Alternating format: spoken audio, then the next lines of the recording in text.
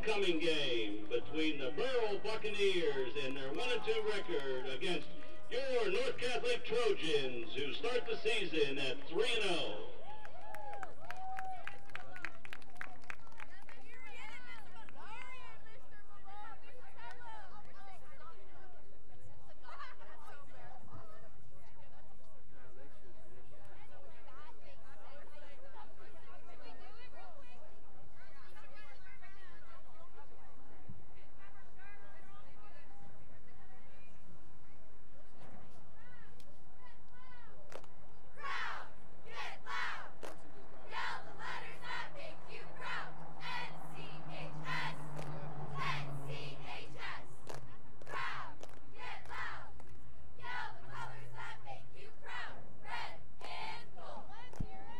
Coming to you from the Mars Athletic Complex. Welcome everyone to week 4 of the high school football season as the North Catholic Trojans meet the Burrell Bucks in another Allegheny 7 conference showdown.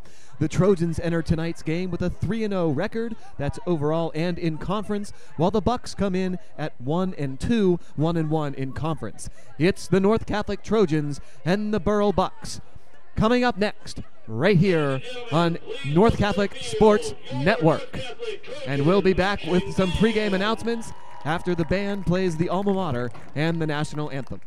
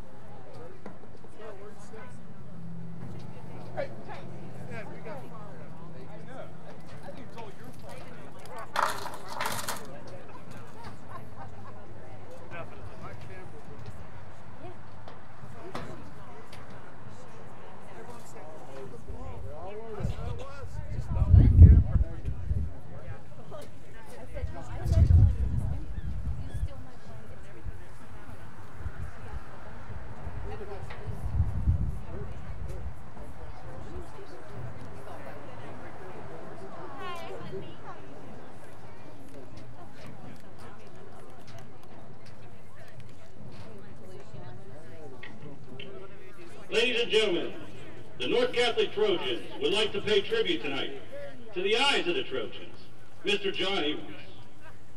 John has been the press box spotter for Trojan football for 6 years, and the North Pittsburgh Catholic Ironman before that. His daughter Caitlin is a 2019 graduate of North Catholic, current sophomore at the Duquesne University School of Nursing, and the former captain of the Trojan cheerleaders.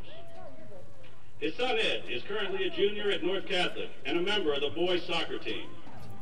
They are both also alumni of our neighbors, St. Kilian Parish School.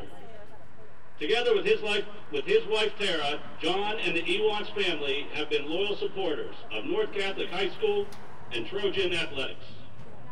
Tonight, we show our support for John and the Ewans family in his battle against ALS, often known as Lou Gehrig's disease. ALS is a progressive disease of the nervous system that affects nerve cells in the brain and spinal cord, causing loss of muscle control. Even though the disease attempts to take control of some of John's functions, it does not darken his spirit. John continues to share his warm smile, his sincere giving spirit, and his hardworking and welcoming disposition with all of those around him. John is an inspiration to his family, friends, and the North Catholic community, and certainly the band, cheer, and football teams.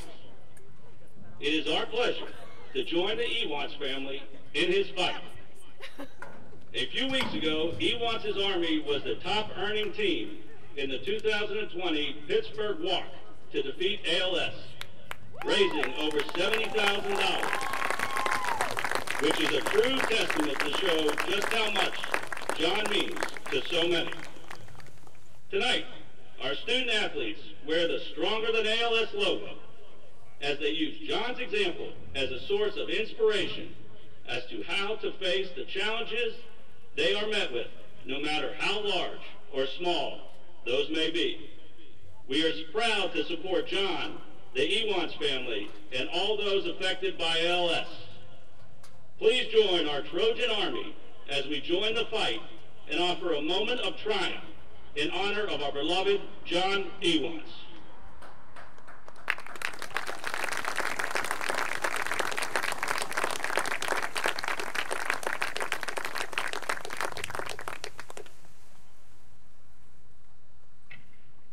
Ladies and gentlemen, please rise now for the playing of our national anthem.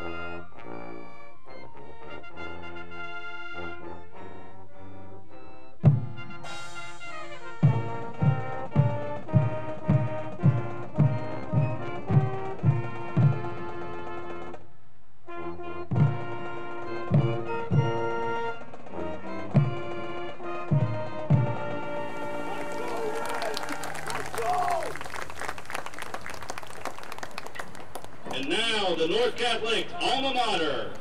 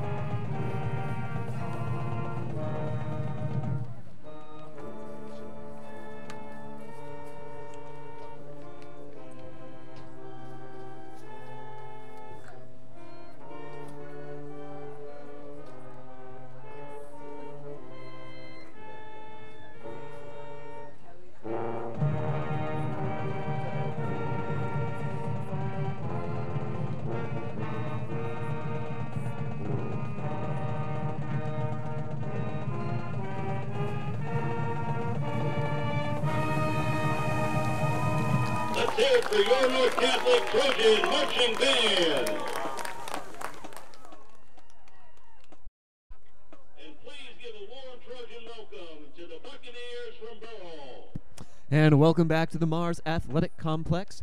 We're just about to get started, the fourth game of the season.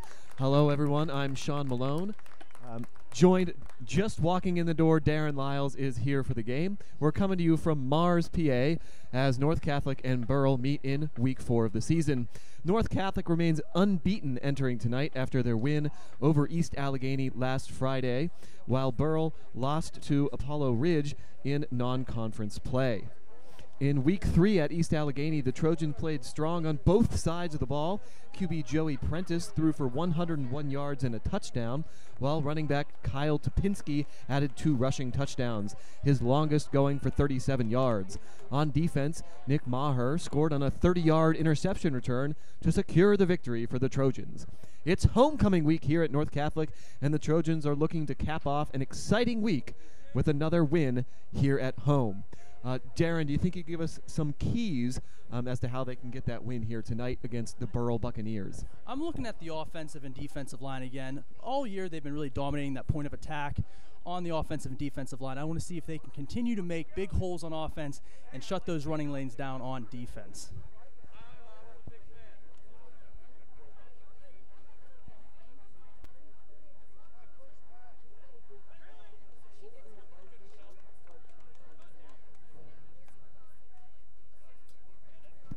We'd like to remind you that NC Athletics is looking for game day sponsors for our live broadcast.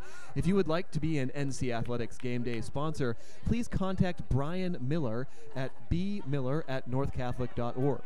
NC Athletics has a new home on the web. Visit northcatholicathletics.org for updates and information on your favorite North Catholic athletic team. You can also sign up to receive text or email alerts to keep you on top of your favorite Trojan teams. We hope you enjoyed the playing of the national anthem and the alma mater by the band, as well as a pretty emotional tribute to the spotter in the booth, John Ewants. Sometimes when Darren and I call out the name of a player who made a tackle, that's going to be, that information is coming right from John, so he's a great help for us up here.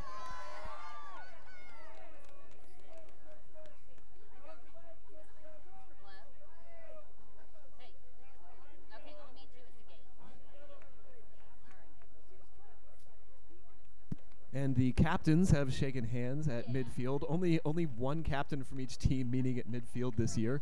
How many captains are there normally in a season, do you know? Usually 3 to 4, but obviously with unprecedented times, we got to try to limit those numbers any way we can. I guess at the captain coin toss, so I guess it's more of a safety precaution.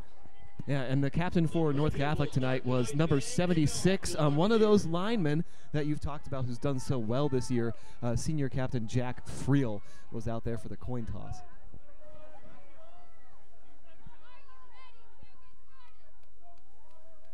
And we are about to get underway. North Catholic will be kicking off to Burrell. Back to receive for Burrell, we have number 2, A.J. Corrado, and number 21, Caden DiCaprio. And kicking off for the Trojans is number 31, Daniel Long. He's kicking off from the left hash mark. Normally, don't you kick off from the center of the field? Actually, over the last 10 years, you've seen a lot of teams pick a hash mark to try to cut down the field and kind of figure out where that return is going to be.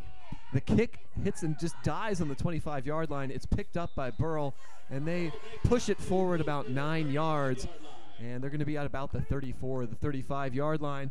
Their offense is going to come on the field for their first offensive possession here tonight. As we mentioned in the introduction, North Catholic has just been dominant on both sides of the ball.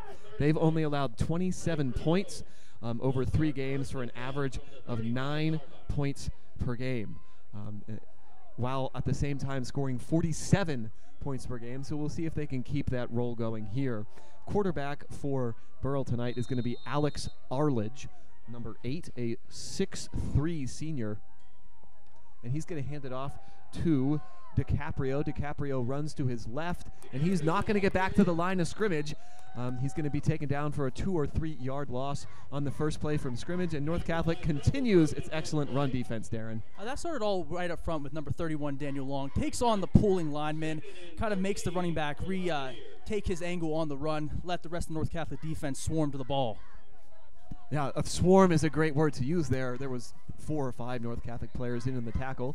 Arledge again receives the snap. This time he's going to pass, and he's holding the ball. People are at his legs, and he's just going to throw it away. As he was just about to be tackled, he throws it away to his left towards Burrell on the sideline. Thank you for joining us here tonight. Burrell is in mostly white uniforms with light blue numbers.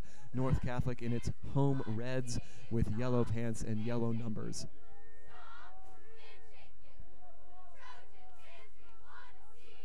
Arledge is looking to his left towards his sideline to get the play. He is back in the shotgun with a running back to his right. He receives the snap, drops back to pass. He's pressured, throws off his back foot to the sideline. He's thrown it out.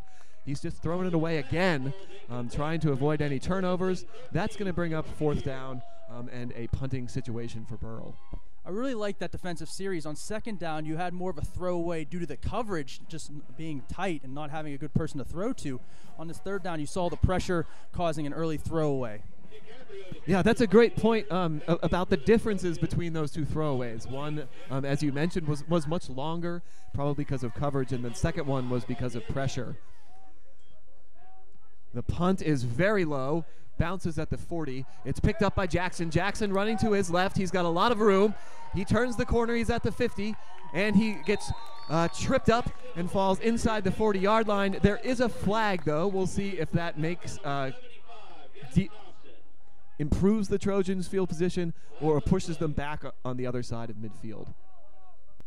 Do you have any idea what the flag would be, Darren? It possibly could be a block in the back or an illegal blindside block. That's a rule that's been implemented mostly over the last 5 years. I know when I played, you always used to love a good opportunity to decleat somebody, but now for player safety reasons, they've decided to make that block illegal. And it looks like it may have been that illegal block that you described, because Jackson was able to have a great return on that punt all the way into Burrell territory on the 40, but instead it comes back 15 yards. North Catholic will be starting from its own 45-yard line. Still great field position. 10:57 left here in the first quarter, and North Catholic, pretty much like always, starts in a shotgun. Topinski to Prentice's right, two receivers to his right and left, but now one of them, number 20, Jack Fennell, was in motion, and the quick throw out to Laconey. That's going to be a first down, gain of about 16 yards, and North Catholic gets those penalty yards back.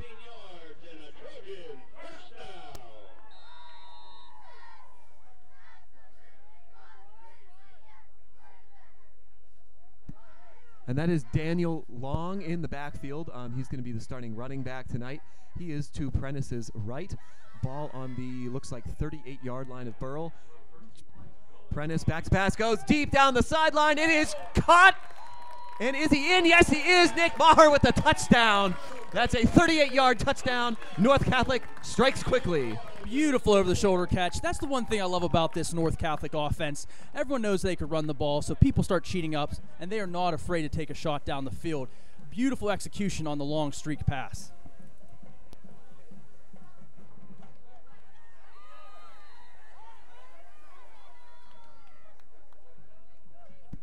And here's going to be the point after by Ethan Marsico. It is up and good. And North Catholic, less than 2 minutes into the game, takes a 7-0 lead. And it's a connection that we've become used to seeing here this season. Joey Prentice to Nick Maher. I really can't state how impressive that catch was. You know, tracking a ball that starts on your left shoulder, going over your head to the right while you're tracking it up in the air. Very difficult to concentrate on, but great concentration by Maher to make that catch. And you have to add to that he was right next to the sideline as well, and had the presence of mind after he caught it to tap his toes inside the goal line, get that ball over the goal line, so North Catholic didn't have to run any more plays to get its first score of the night.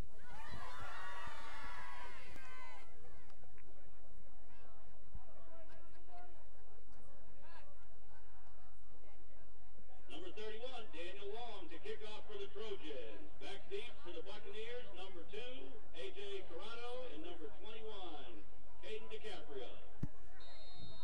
DiCaprio and Corrado are back for Burrell. Daniel Long to kick again.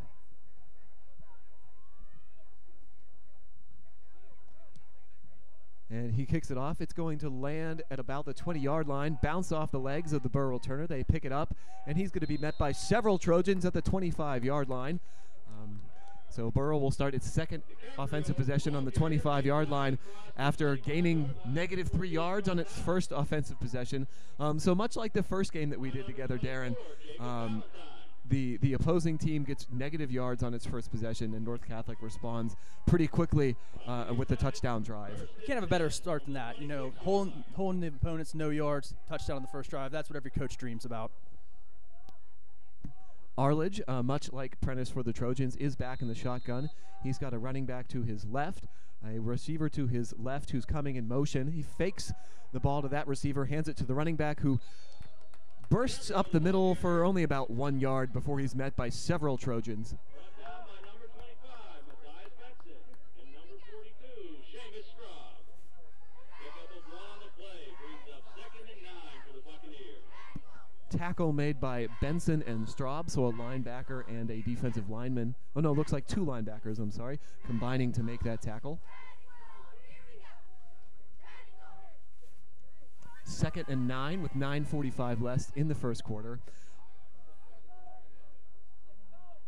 And snap to Arledge. He's going to hand it right up the middle again. It looked like a little room there at the beginning, but the Burrell running back is met very quickly by Laconi.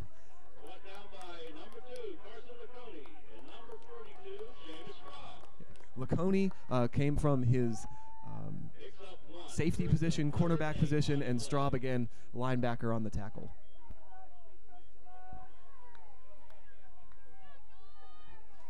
Third and 8 here for Burrell. We'll see if they try to throw again. They do have 3 wide receivers, 2 to the quarterback's right, 1 to his left. He is back to throw. He's going to throw it deep down the right-hand side. Prentice in coverage, and that was pretty good coverage from Joey Prentice. And the ball was thrown a little bit to the outside, maybe, of where the receiver, number 2, A.J. Corrado, was expecting. That's one of the few times we've seen a downfield throw against the Trojans in the 2 games we've done so far, Darren. It appeared to be kind of an inside smash route. You had the outside receiver running a hitch and the slot receiver running a fade, trying to get that outside corner to bite down and have an open receiver. But luckily, Prentice was able to carry that receiver up the field and be in position to make a play. What does that mean, an inside smash route? Usually the smash route concept is an outside hitch, which usually tries to pull the corner down to cover that route. And then the inside receiver runs either a corner or a fade, trying to run where what corner would have been.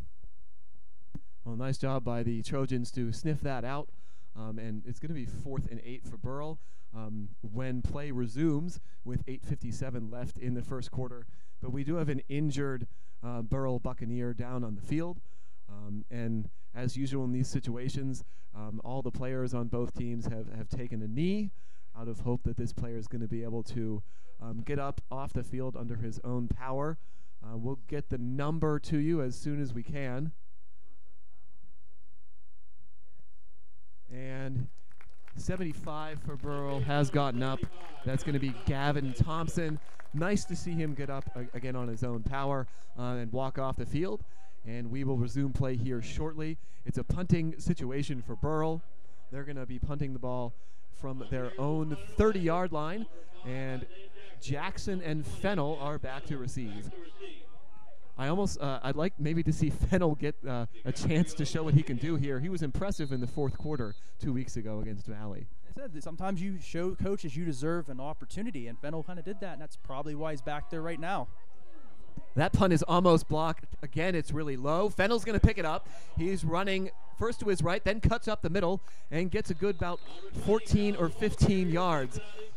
He is fast, Darren. You can just tell by the way how much ground he covered very quickly there. The acceleration is very good, too. I mean, he gets up to speed in a hurry.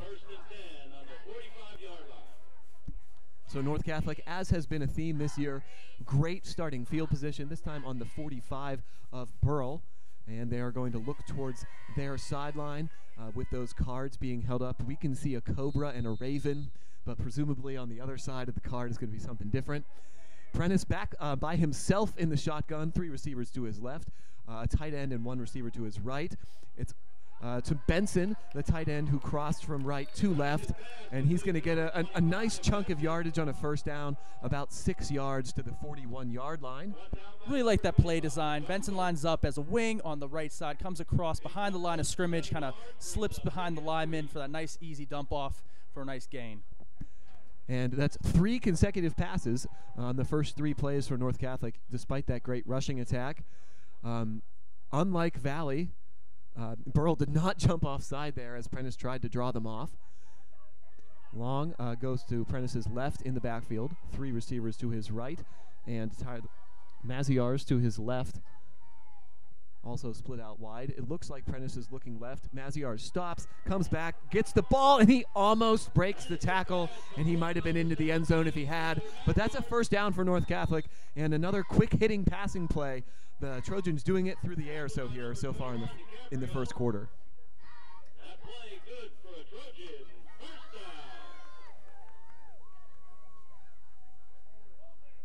down. But it looks like this play is going to come back. There was a flag on the play, a holding penalty against the Trojans.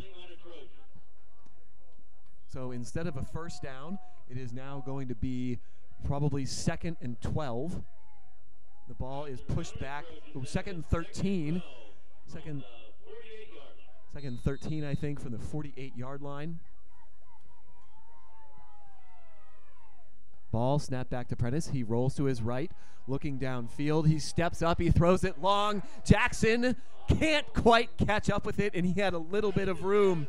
That was another nice-looking deep throw from Prentice, and it looked like North Catholic might get another long touchdown there, Darren. Like I said, this North Catholic offense is not afraid to take shots. They want to sometimes get those chunk plays. Really game changers. And now it's 3rd and 13, so maybe they are going to need a nice chunk of yardage here. Although in this spot in the field, you wouldn't be surprised to see the Trojans go for it on a 4th down if they can maybe get more than halfway to the first down marker. Prentice gets the snap. He drops back, rolling to his right, dodges a tackler. He's going to run for it. No, he's going to throw. He tosses it over the middle to Nick Maher. And Maher is eventually tripped up at the 30-yard line. And that's just showing Prentice's improvisation again. We saw this against Valley. It looks like he's going to run, and he makes that last-second decision to throw the ball, and it pays off this time. That's frustrating for a defense. You know, you play good, you have good rushes, you play sound coverage, and then he goes and makes a play. Very frustrating for the defensive side of the ball.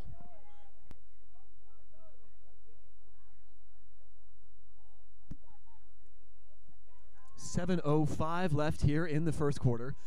Snap to Prentice. Prentice looking to throw again. Throws it deep over the middle, and that is going to be broken up. It looks like by number 9, Niger Floyd, by Burrell. And that's probably 6 or 7 passes in a row here for North Catholic.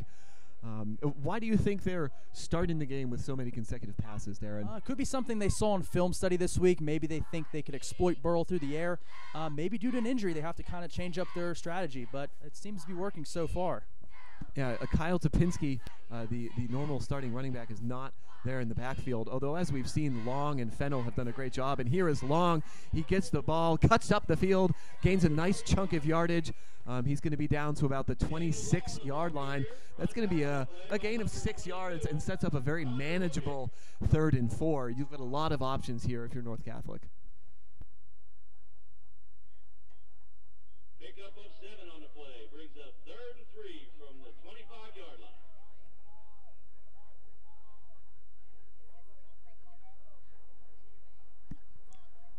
And here's the 3rd down play. Prentice with Long to his left. He's going to hand it to Long. Long cuts upfield. He's going to get the 1st down, and he's at about the 20-yard line. Even with a little bit of a slip in the backfield, Long is able to get the 1st down, and the Trojans keep on marching down the field. I mean, just a reminder, Long is one of the starting defensive ends, so he is a powerful runner. He has some size to him, so he's also very difficult to bring down. Yeah, we don't have the height and weight statistics for North Catholic. We do for Burrell, but Long also the kicker, so playing on special teams, offense and defense here.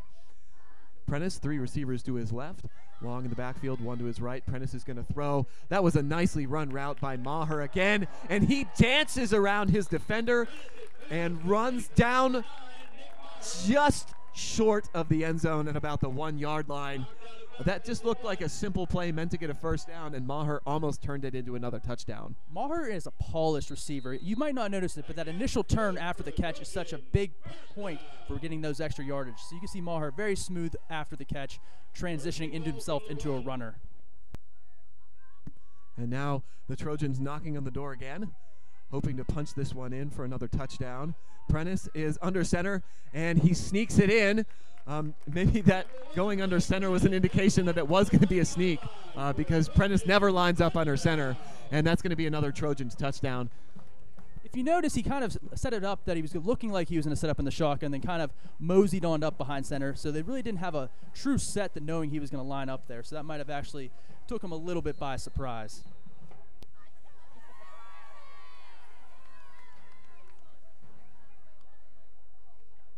Marsko with the point after. It is up and good. North Catholic is leading now 14-0. And we would like to remind you that NC Athletics is looking for game day sponsors for our live broadcasts. If you would like to be an NC Athletics game day sponsor, please contact Brian Miller at bmiller@northcatholic.org.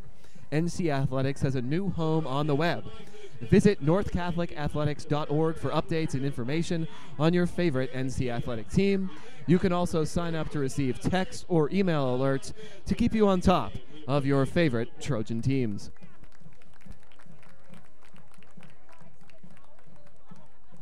So let's talk a little bit more about, I want to say, the reception that set up that touchdown.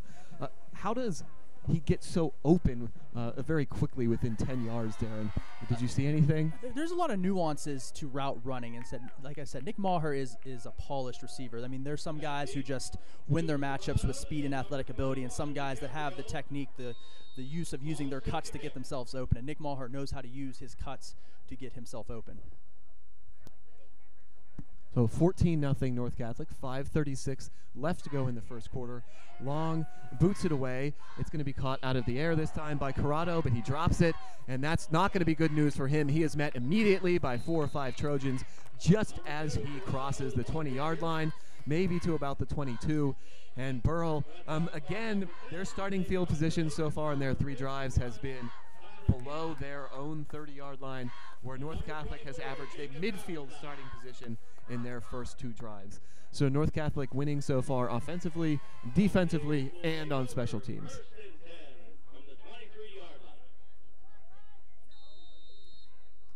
First and 10 from the 23. Burrell coming out in a power run formation. North Catholic is going to respond by bringing almost everybody into the line of scrimmage. There is run receiver out to the left.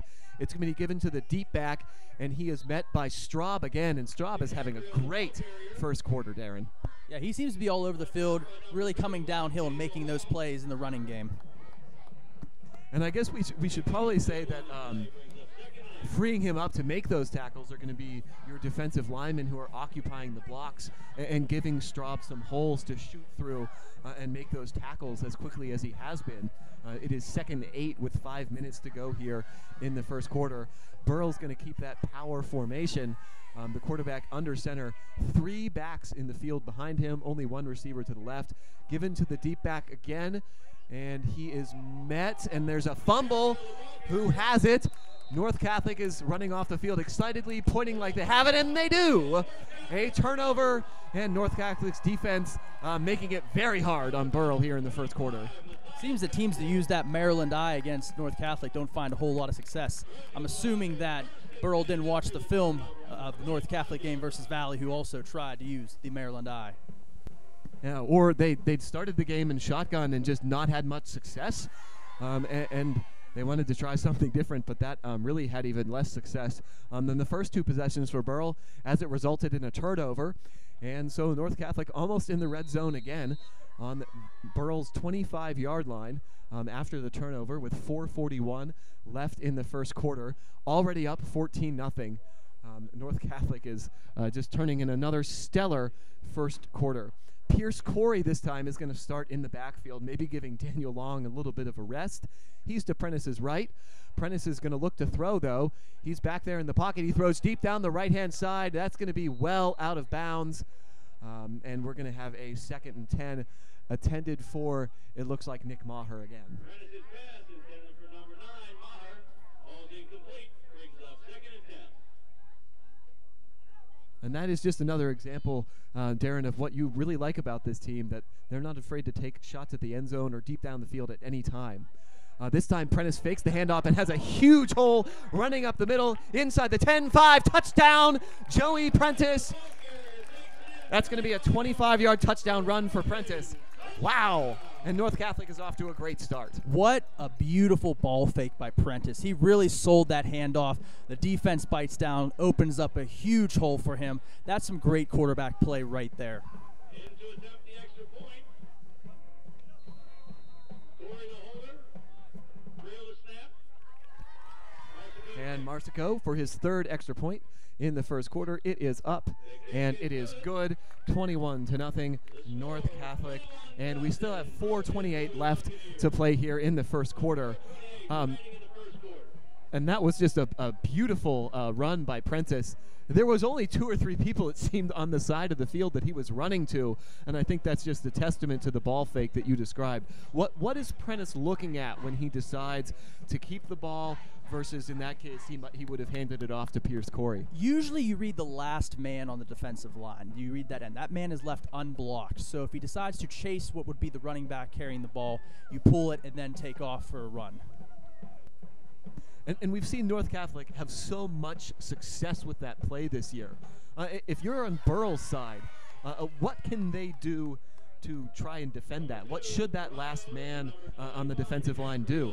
You really got to hope your defensive end, what we like to call stays home. Play Prentice in that situation, and then you need one of your defensive linemen or linebackers beat a block to possibly take out the running back option as well. And Long is going to kick it off. Corrado takes it again in the air at about the 15-yard line. Fields it cleanly this time, so he's got about 10 yards to run. Goes up to the 30. He was tackled up high. We're looking for a flag up here in the press box, but it doesn't look like there is one. Must have been ruled as a clean tackle by the referees. You're allowed to tackle high as long as you don't grab the face mask. I thought it might also have been a horse collar tackle. That's actually grabbing the actual back of the shoulder pads. That was from the front and just a high tackle.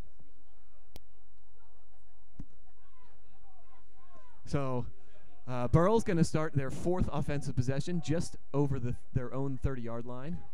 The snap in the shotgun, and it's a handoff to number 21, Caden DiCaprio, met immediately, and he's going to be tackled by Jack Friel and Justin Smith. Nice little inside stunt there by North Catholic, bringing number 28 into the hole. I mean, perfect timing of the blitz, nice stunt. Hard for the offensive lineman to pick up and block that. And excuse me, it was Rocky Kopak, 67 on the tackle, not 77, Justin Smith, along with Jack Friel. Arledge under center this time with two backs behind him, one receiver out to the left, and he looks over to his sideline. Maybe he saw all those Trojans massed in front of the line, thought back to the last possession and realized this just isn't going to work. And Burrell takes their first timeout of the half at 3:43 remaining in the first quarter. We would like to remind you that NC Athletics has a new home on the web. Visit our new website for update information on your favorite NC Athletic team. You can also sign up to receive text or email alerts to keep you on top of your favorite Trojan teams.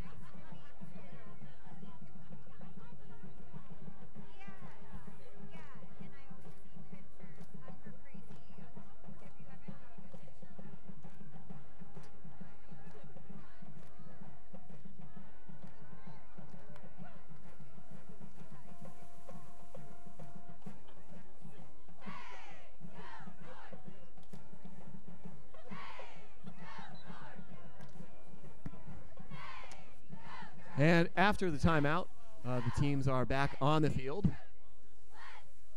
And Burrell decides to come out in an even more power formation than the one that they left the field with. Three running backs behind him again. We'll see if this meets with any more success. Arledge under center. He's going to throw this time. He's going to take a shot deep down the field, and it is caught by number 2, A.J. Corrado. I was wondering if they were going to throw it out of that formation sometime. They do, and Corrado beats Jackson that time.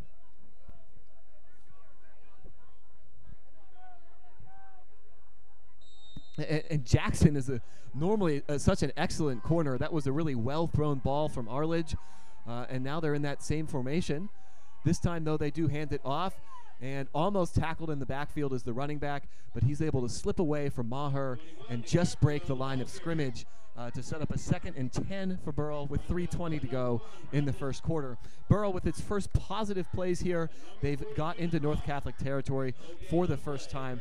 They're down at the 31-yard line. Let's see how North Catholic responds to that big play. See if they could stiffen up here, maybe hold Burrell to a field goal attempt or even a punt. Arledge back to pass. It's going to be a screenplay, and that screenplay was sniffed out and caught immediately by Daniel Long. What a play. Good job staying home, not buying into those setting up of the screen by the lineman.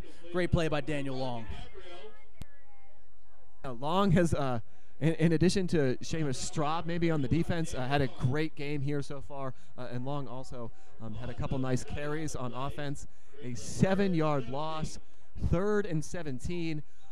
But again, this is the area of the field. You figure it's 4-down territory here. And Burrell calls another timeout, maybe realizing that this is their chance to make this a little bit more of a game than it's been so far. They want to go over maybe this play and the next play. You do figure they've got 2 downs to work with here. And maybe North Catholic, maybe looking for another pass out of a non-pass formation like they did last time. We'll see what happens out of the timeout. I'm curious to see what they do because you also have the clock to take into consideration. There's about 2:20 left, so do you want to leave North Catholic with the success they've had in the passing game with enough time to possibly have a 2-minute drill? So that has to be something Burrell has to take into consideration. Yeah, definitely. If it were the second quarter, that would be it. But we are still in the first quarter here. I know it's been a long quarter with only 2:20 left. But Burrell doesn't really have to worry too much about the clock here. I think it's much more about trying to get the right play in so they could take advantage of this first time that they have the ball on North Catholic's side of the field. Sorry, Sean, I'm not used to too many offenses putting 21 points up in a single quarter. That just shows you how effective the North Catholic offense has been so far. Yeah, on pace to score 84 points in the game. Arledge throws deep, same play, and same result. Corrado with the touchdown catch, a 38-yard touchdown for Burrell, and the Buccaneers are on the board, Darren. Yeah, they say if it's not broke, don't fix it. So the only play they've had success with, they've tried to run it again. Just a great go route by Burrell right there for the touchdown.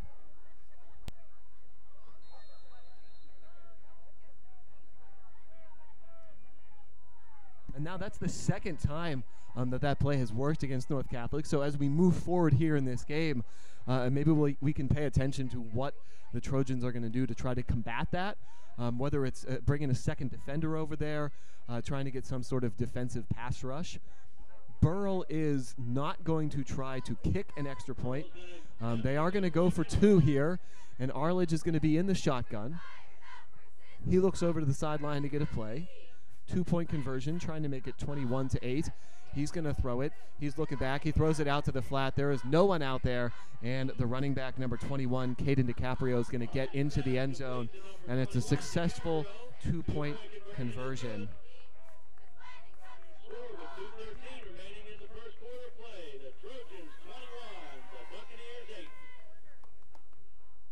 And so with 2:13 left, the score is now 21-8. And Burrell's showing some fight here, trying to get back into the game. The last time that we were here, Valley did not score. So this is the closest game that we have seen. And we'll see how North Catholic responds. My guess is that they're going to come out and score a touchdown just because they haven't been stopped yet tonight. I'm very surprised to see Burrell go for 2 right away. Either they don't have a lot of faith in their kicking game or they think touchdowns are going to be coming at a premium, so they have to try to close this gap any way they can. Yeah, for those of us who are used to watching college and NFL games, it's just an automatic almost, unless you were the Steelers a couple of years ago, that you put out the kicker to make the extra point. But in high school, it is a different story. You're not going to have people who are solely focused on kicking. Often you get those people from soccer teams, and maybe Burrell just doesn't have that player on the team this year that they really trust. They are going to kick it off from their 40-yard line. It's a short kick. It's going to hit the ground, bounce twice. It's picked up by, I think that is Fennell. Fennell dancing in the backfield, makes a quick move, and he gets about 10 yards up to the 32-yard line. And that's where North Catholic will start their 4th drive of the first quarter with a 21-8 lead and looking to get back to that 3-touchdown lead they had enjoyed before Burrell had a 38-yard touchdown pass, Arledge to Corrado, just a few moments ago.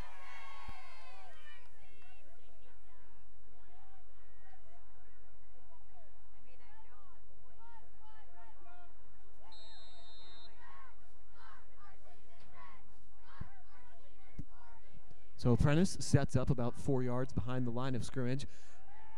And it looked like Corey was to his right. Prentice is going to throw deep over the middle. There's a flag on the play. Maher almost caught it anyway. Any indications that you saw out there of what you think the flag is going to be, Darren? Where's the flag at, Sean? I'm not seeing it on the field right now. At the 40. It was thrown in the secondary at about the 40-yard line. Probably defensive holding. I mean, like I said, Maher is an athlete. Sometimes it's hard to even keep up with him. So you might have a little bit of jersey pull in there, try to keep up with it.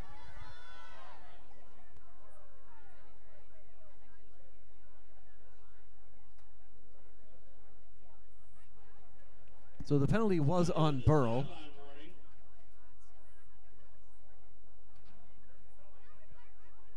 North Catholic had started at the 32. And they're standing around the 45-yard line. So maybe there's a sideline warning on North Catholic perhaps, and also some sort of defensive interference or holding penalty on Burrell. Or maybe we're going all the way back. And it is just going to be a sideline warning. It may be on Burrell.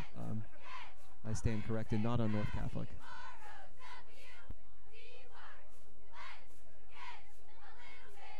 So after a little bit of confusion there, it is 2nd and 10 for the Trojans.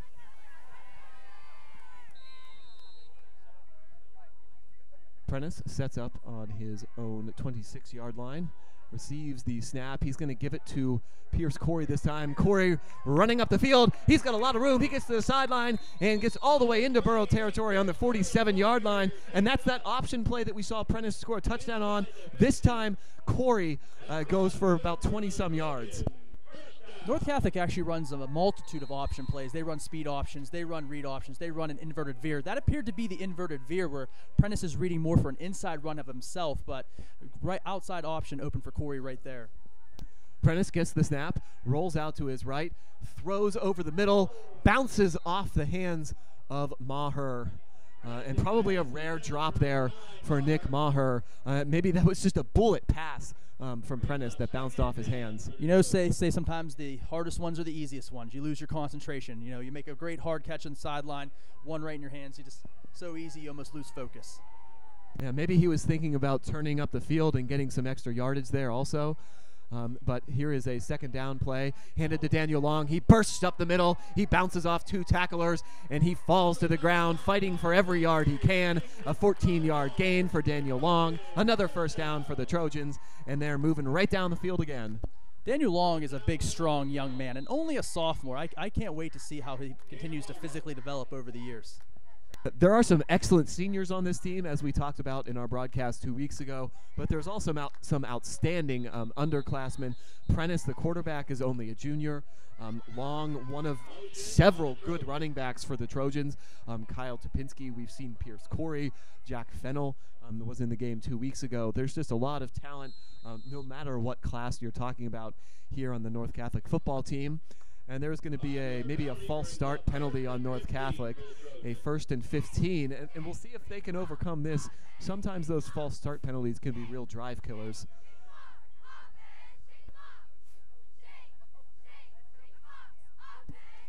Prentice gets the snap, goes back to about midfield. He's going to throw it deep again. Wide open is Maher for the touchdown.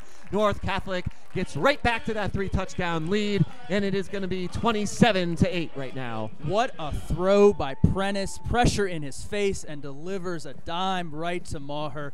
Beautiful execution on that play all around.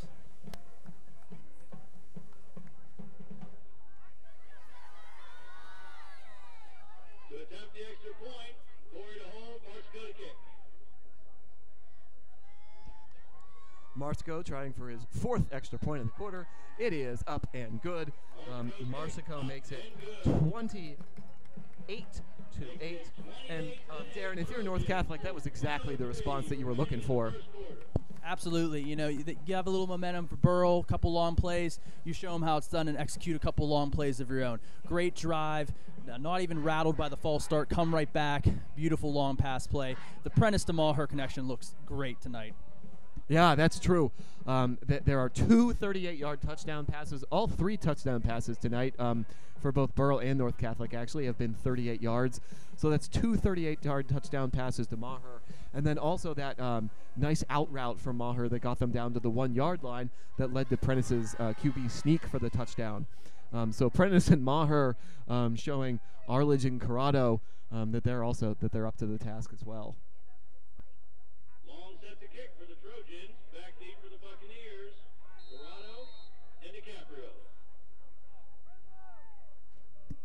Long is going to kick it on the ground this time, and it is fielded by Burrell at about the 30, and the player who picked that up is number 6, Justin Ulizio.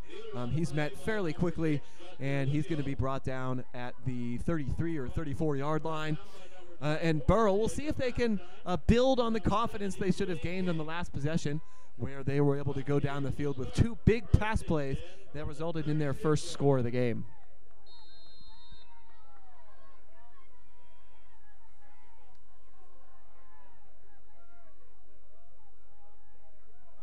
Under a minute now in the first quarter, 57 seconds left. Burrell is going to do an inside handoff, and he's met immediately. Daniel Long comes up celebrating and flexing. It looks like he met that guy in the backfield hard. Sean, we call that delivering the boom. That was a hit right there by Daniel Long. Yeah, that's a great phrase, Darren. Maybe DiCaprio's going to have something to say for his quarterback, his play caller's offensive lineman, like, help me out here. I got to be able to take a step before I get hit. Arledge hands it off to DiCaprio again. He's got a little more room this time, but Pierce Corey goes down low to tackle him, and he's only going to get back to the line of scrimmage, back to the original 36-yard line, so it's going to be 3rd and 10 for Burrell. And that's going to be the end of the first quarter. Burrell's going to elect to let the clock run out. It is 28-8 after the first quarter.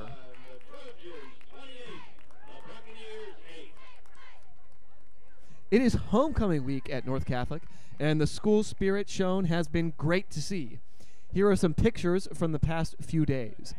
Themes this week have been Pajama Day, Twin Day, Jersey Day, Throwback Thursday. You could throw back some decades or, as I did, centuries, dressing up as a Renaissance peasant.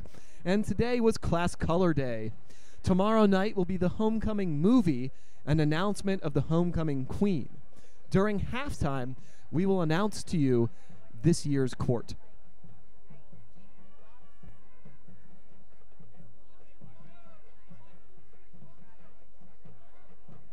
So as you take a look at some of those Spirit Week pictures, Darren, can you recap the scoring for us? So we started off in the first quarter at 10:23. Prentice to Maher, a 38-yard touchdown, making the score 7-0. Followed up at 5:36 in the first quarter. Prentice, a 1-yard touchdown run, making it 14-0. Then another Prentice 26-yard TD run, making the score 21-0. Followed by Aldridge to Corrado for a 38-yard touchdown for Burrell. And then followed up by Prentice to Maher, ending the quarter with a 38-yard touchdown. And that's how we got to our 28-8 score.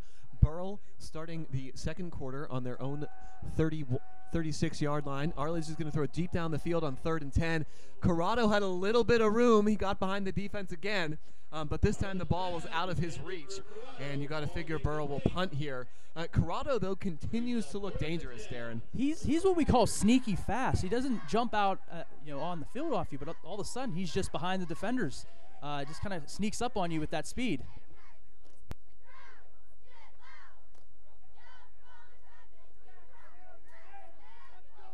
Yeah, so even though that's not a successful pass, definitely something North Catholic has got to keep an eye on for the rest of the night tonight. They really want to contain Corrado. The punt is maybe blocked this time. Hard to tell. And that's just going to bounce out of bounds at about the 45-yard line. North Catholic, great starting field position again after they force a 3-and-out for Burrell. Benson tried using all of his 6'5" frame to stretch out and grab that one. I think he did get a hand on it, looking at the trajectory of the punt. It's funny, the first 2 punts from Burrell weren't blocked and were just low line drives. That one we think was blocked and went in the air. Maybe tough to explain, but it did really look like Benson got a hand on that.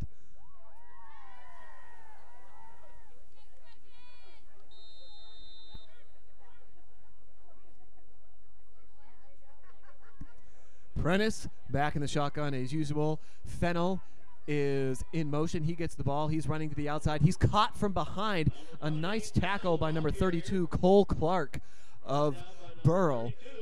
Fennell, if you don't catch him early, he might go a long way. Like I said, the acceleration. You got to really, anytime he could just turn on those jets and he's up to top speed. So 2nd and 10 for North Catholic. Prentice looking to the sideline to get the play. 3 receivers out to his left. Maher to his right, and Long in the backfield to his left. Prentice drops back in the pocket, dodges a pass rusher, and he's sprinting up. Misses 1 tackle, misses 2 tackles. Burrell barrels forward down to the 45-yard line. Prentice turns something that could have been a sack into a 7-yard gain, bringing up 3rd and 3. That's the growth of a quarterback right there. Prentice with pocket awareness knows to step up, take off, and get a little something out of a play that's not really open. Yeah, just this game this week, I've noticed Prentice in the pocket a lot more than he was against Valley. And Prentice is going to do a pitch this time to Corey. Corey gets the first down easily, then goes out of bounds. And that's another wrinkle in the North Catholic running game that gets them a first down. Prentice is so good at that speed option. He knows how to hold onto the ball to the very last second, really putting that defensive end in a conundrum, and then makes the right read from there.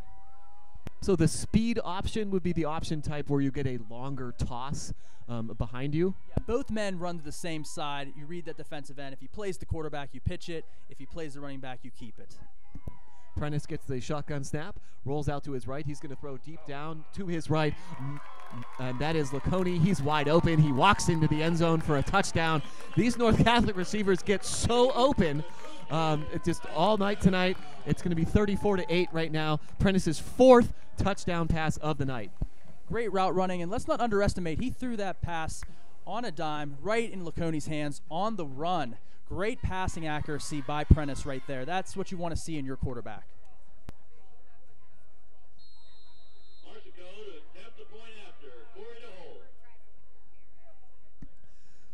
Ethan Marsico trying for his 5th extra point of the night. It is up. It is good. It is now 35-8 North Catholic. The North Catholic offensive juggernaut just keeps rolling on as Joey Prentice throws his 3rd touchdown pass of the night. So North Catholic receivers tonight, Darren, Laconey on that play, Maher all night, are just getting a lot of separation from the Burrell defensive backs. Anything you've seen that might point to you as to how they're getting so open? Defending the pass is hard for young defensive backs. It's hard to cover those guys. So when you have polished route runners and guys who know how to get open, it just makes that job even more difficult.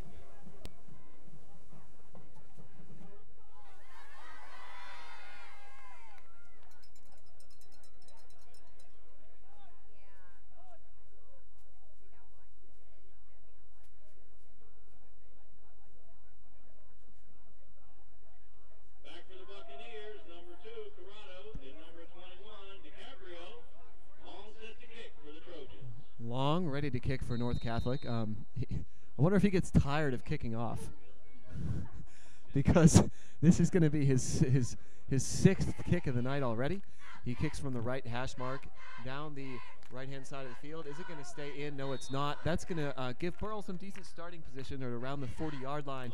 That time, Darren, kicking at the hash marks doesn't really pay off. Yeah, I mean, you have it sometimes. Like, obviously, Daniel Long isn't solely a kicker. You know, he plays offense. He plays defense. So kicking's just part of his game.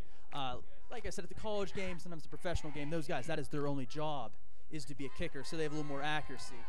So sometimes that might happen when you have a guy who, like I said, isn't solely a kicker. And this is now going to be the 2nd time in a row we've seen this. Burrell is going to make North Catholic re-kick the ball rather than taking it at, I said the 40, but I think that's pros. In high school, it might be the 35-yard line. They haven't returned a kick out to the 35 yet tonight. I'm not sure if this is a great decision. But Long does have to kick the ball 5 yards further back than his original kick. So maybe it'll pay off for Burrell. We'll see what happens with this return. And the coverage team just got done running down, so they're probably a little tired too as well.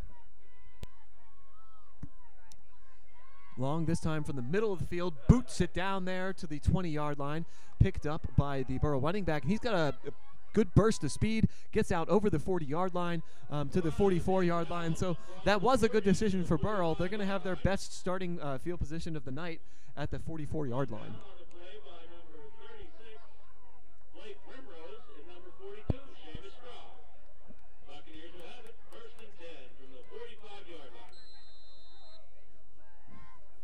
With 10:01 left here in the 2nd quarter, Burrell comes out. They've had a turnover, 3 3-and-outs, and then that one touchdown drive. And the only thing that really has worked for them has been throwing deep down the field to Corrado. We'll see if they go back to that. Arledge back in the shotgun. He looks to pass. He throws deep down the middle, and this time it's picked off. Laconey gets it. He's returning it to the 40, and he cuts back to his left and almost breaks the tackle, but he's brought down at the 48-yard line. If he got outside that tackle, he might have gone much further than he did. But what a great play by Laconey, and they were trying to hit Corrado again. This time, Darren, North Catholic sniffed it out. Laconey looked to be sitting back in that deep third zone, middle zone, kind of playing center field of the defense. Saw that pass coming across the middle, decided to break on it with a great interception right there.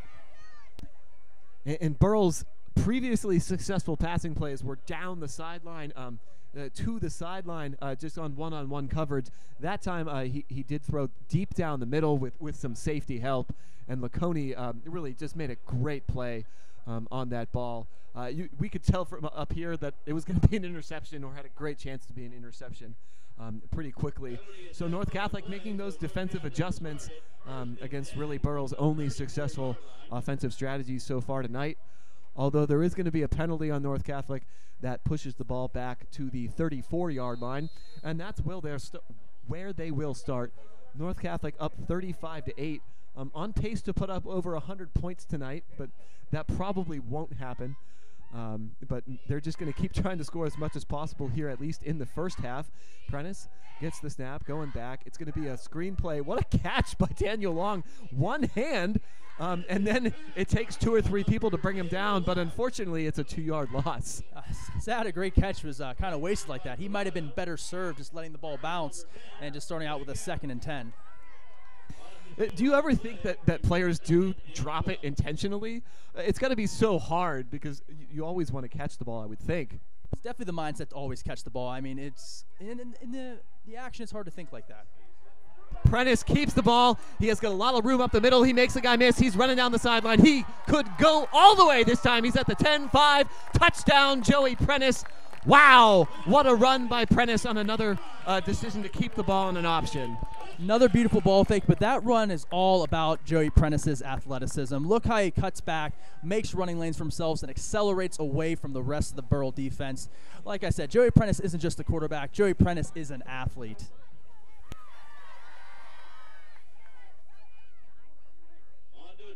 Marsico is going to be out for now his 6th extra point as North Catholic looks to make it 42 points. And we've still got 9 minutes and 3 seconds left in the second quarter. That might be my favorite score of the game so far, Darren. That was just a really impressive run from Prentice. You mentioned his athletic ability, but I think he also gets a lot of help. I didn't catch the number of the receiver, but there was a receiver on that right-hand side of the line who was locking up a defensive back and made that touchdown easy for Prentice. I believe it was Laconey or Maher. I can't remember exactly which one it was, but you're right. Whoever it was, they stayed with the play, blocking downfield. That's the little things that North Catholic does that makes them a successful football team. Yeah, we talked 2 weeks ago about North Catholic being a very disciplined team, and we had talked to the kids during the week that Valley, they said, was undisciplined, and that would lead to big plays for North Catholic. And North Catholic, as you point out, shows some great discipline there. On the offensive side of the ball, the receiver holding his block way downfield, allowing Prentice to get all the way to the end zone. Once he made a guy miss at about the 45-yard line, no one was going to touch him on that play. Yeah, very impressive just seeing the distance that Prentice created with his speed. Like, you saw no one closing on him. The field could have been 200 yards. No one was going to catch him. And Long out to kick again. It seems as he does every 2 or 3 minutes here. Kicking from the 40 in the middle of the field, trying to avoid that sideline again. To the 20, picked up by Burrell. And scooting along the sideline is Corrado. He gets about a 10-yard return there to the 30-yard line. Burrell's offense will march out. They had a one-play possession last time, obviously hoping to improve on that. North Catholic maybe has figured out a way to slow Burrell's passing attack that was successful on that one drive, because Burrell certainly has got nothing going so far in the running game against North Catholic's very stout defensive line of Daniel Long, Jack Friel, Rocky Kopak, taking up a lot of room there in the middle. handed off to 21. He's going to be met by Maher, who just tries to throw him down, and he also gets some help from Rocky Kopak on the tackle. Is Maher just throwing him down for emphasis there, or is he trying to strip the ball, Darren? What do you think? You got to get the guy down to the ground any way you can. So, I mean, that's just trying to make a good, solid tackle. Arledge in the shotgun, gets the ball, goes back, throwing it down the sideline, overthrows Corrado, who was open that time, almost overthrew him enough that Jackson was going to intercept that ball. Corrado was really open there, and maybe North Catholic playing a little bit more conservatively, and a nice comeback route from Corrado. A great route, trying to utilize the threat of the deep threat, then cutting it off. Corrado's a good receiver. I mean, he's a playmaker. You can definitely tell they're looking to him to try to get him out of this. 3rd and 7 now. It looks like Maziarz might be helping Jackson against Corrado on this play if it goes there, but instead it's going to be a running play to 21 for Burrell. He is met by 2 Trojans, including Seamus Straub, continuing his great game from the linebacking position. DiCaprio can't get to the first down, and that's going to bring up a 4th and 4. Burrell, the offense is staying out there longer than you would expect. They might be trying to go for it here, and they are. The quarterback is running back to the field. Always exciting to have a 4th down play here. 4th and 4. Burrell's going to do it from the shotgun. There is a man in motion coming across the field, and North Catholic jumps when that guy moves, and that's going to be a 1st down for Burrell. The combination of the motion and the hard count, very, very hard to just read the ball there. Sometimes you get a little excited trying to make a play on 4th down. That just happens sometimes. So Burrell's risk pays off for them. They're from the 42-yard line. 7:45 here to go in the 2nd quarter. It's going to be a running play for DiCaprio again, and he is met immediately just as he reaches the line of scrimmage. He's going to be brought down by number 52, Tyler Primrose, as well as Matthias Benson.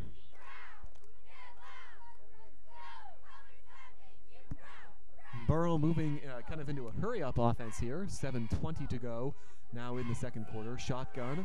Arledge looking, pump fake, and throws to Corrado. And he's met pretty quickly by Jackson, but that's going to be a 1st down for Burrell. That was the pass that was overthrown just about a minute ago, and it works this time for Burrell, Darren. Jackson is giving Corrado a little bit of a cushion. Most cushions are usually 7. I'm counting about 8 to 9 Jackson's giving. So that little hitch route there could be very effective against a corner that is giving a cushion to a wide receiver. And add to that Arledge's pump fake there. Definitely a successful play. This time handed to DiCaprio. He is met in the backfield by Tyler Primrose. And Primrose is now joining other defensive players for North Catholic and getting into the backfield quickly tonight.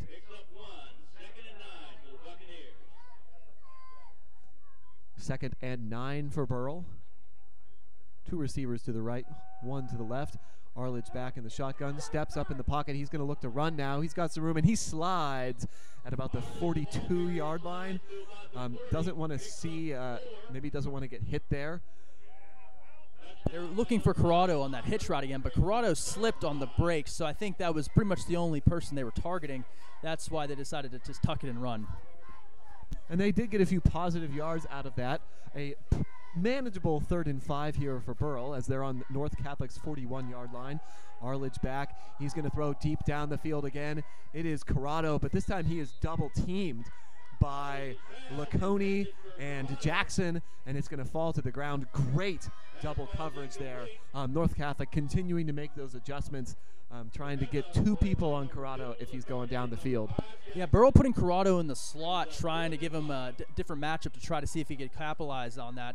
Just running a little go route against Laconey, but Laconey stays with him, gets a little over-the-top help from Jackson. So great coverage all around by North Catholic.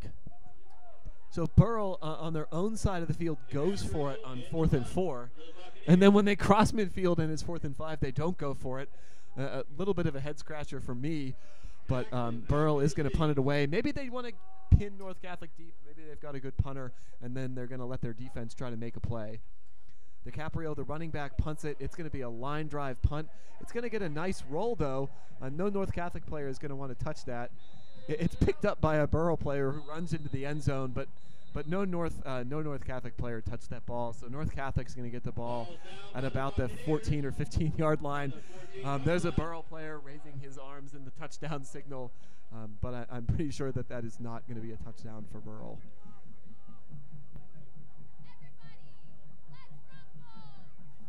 Trojans will take it first and 10 from the 14-yard line. You know, with no instant replay in the high school game, you really got to try to sell your case on some of those questionable calls, and that's what Burrell apparently is trying to do right now. And the referees are huddling on the sideline. Maybe there is something to what Burrell is saying. I'm not sure here.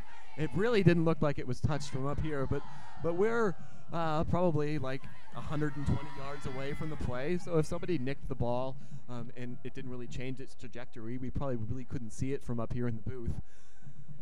But it looks like nobody did touch it. It is going to be North Catholic's ball at the 14-yard line. By far their worst starting field position of the night. This would be the place to make a defensive stand if you're Burrell.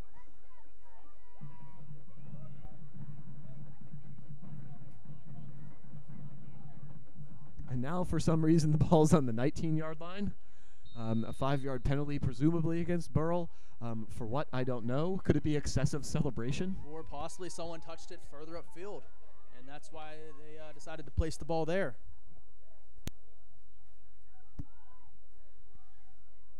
Prentice looks like he changed the play there, but goes back 4 or 5 yards behind the line of scrimmage. He hands to Jackson this time. Jackson trying to get outside, but he cuts it back up the middle, and he did a lot of running there for about 2 yards, but it's fun to see those plays where the running backs just improvise and they start running all over the field, and before you know it, you've ran 50 yards but gained only 2. Yeah, over pursuit leads to big plays, so you just kind of hold your breath sometimes and see what happens. Prentice gets the play from the sideline. We can see a zipper and dash from the Incredibles. And Prentice is going to throw a quick out route to Maher, but the pass is short. And now it's going to be 3rd and 8 for North Catholic. Burrell trying to stop North Catholic for the first time tonight.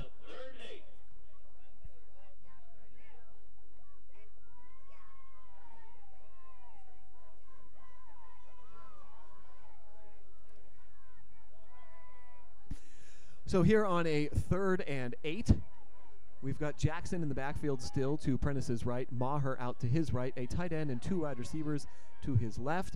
Prentice is met in the backfield, and this time it takes 2 people to bring him down, but Prentice is sacked.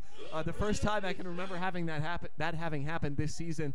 Sacked inside the 10-yard line, and North Catholic is going to have to punt this ball away, Darren.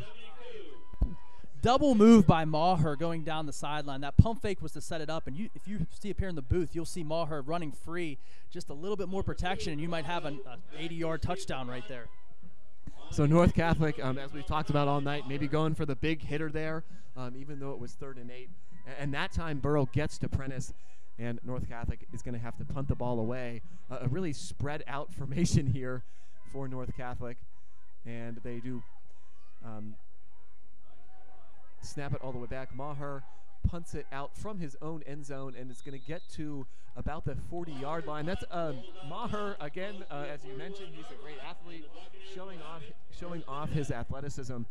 That's a pretty good punt for a high school player. Absolutely, and mentioning the formation, you'll see that formation, that spread punt formation, really popularized in the college game, and that's what I really love about Coach O'Shea. He uses a lot of what you'll see in the college game. So when these North Catholic football players get the opportunity to play college ball, they're not, shaken by a whole new world. A lot of the stuff they might have seen to a degree in high school. So Burrell, again, with good starting field position on the 39-yard line of North Catholic. Arledge gets it. He does a pump fake, and this time Corrado catches it again on a comeback route. Gets the ball. It was about 9 yards in the air. Corrado's able to turn it up for another about 4 yards, and that's going to be a first down for Burrell. And this Arledge to Corrado connection that's 4 times now that it's worked, and it looks like Burrell's got something going with that. I mean, that's pretty much is their offense at this point, but I mean, nothing else has really worked, so you have to try to keep going with what has. This time Jackson is in press coverage, but there's going to be a run anyway. by number 21, DiCaprio. And as usual tonight, he's met right away by a couple of North Catholic Trojans just as he hits the line of scrimmage. And actually this time about a yard behind the line of scrimmage. And so it's going to be 2nd and 11 from the 27-yard line for Burrell.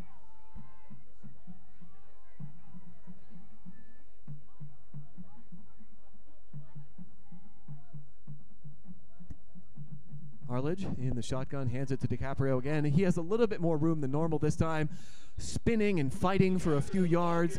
He's going to fall down at about the 22-yard line, so a 5-yard gain is going to bring up 3rd down and 5 or 6 for Burrell.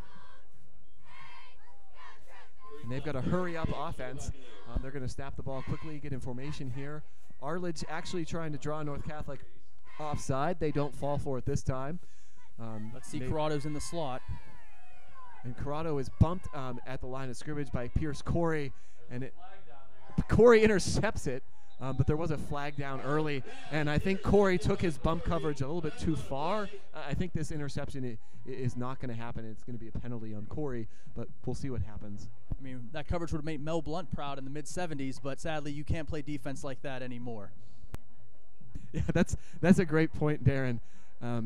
We see even in high school now quarterbacks throwing the ball all over the field, and some of that is like changed by the rules of the game, which have really grown to favor the offense rather than the defense. What are the changes that you referenced there with Mel Blunt? The high school game has just changed so much. These quarterbacks are so much more polished. You see these 7-on-7 camps. They're throwing at such a young age. I mean, when I played in high school, we ran a wing tee. We were a running team. A lot of teams were running teams. Now you see these intricate route combinations, these quarterbacks that have touch on their passes. They're just so much more polished now at the high school game because the college and pro games is starting to incorporate the pass much more as well. And that there, as expected, it was a penalty on North Catholic. That's going to give Burrell a 1st down, and so it also negates the interception. But even without a completion there, the threat of Arledge to Corrado is still bothering North Catholic. Arledge in the shotgun. He's going to look down the field, and it's almost like a screenplay to DiCaprio, and DiCaprio is met immediately by Seamus Straub. DiCaprio's got to be getting tired of getting hit tonight. He rarely has more than like a yard or two to accelerate before he's getting hit by North Catholic. And that's part of the game sometimes. North Catholic swarming to the ball. Great defense by the Trojans. Burrell in the shotgun as usual. 2 receivers split out to the left, 1 to the right. He looks down to the right. That is Corrado trying for that where it looks like he's just going to try to sprint down as far as he can in a sudden stop and comeback route. This time is thrown to the right of Corrado and outside of him. As you notice, North Catholic has switched to more press coverage on Corrado. They're not letting him have those free releases, kind of making him earn his releases, kind of throwing off the timing of the Burrell passing attack.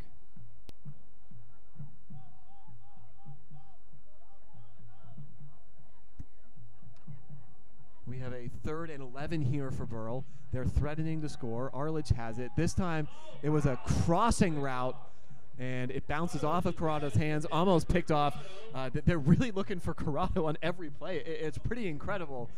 And even though North Catholic knows that's what they're doing, he almost made a play there. But once again, press coverage. The slant route is a timing route. That little bit of a delay throws off the timing, leads to tip, almost an interception. You would figure that Burrell's going to go for it here.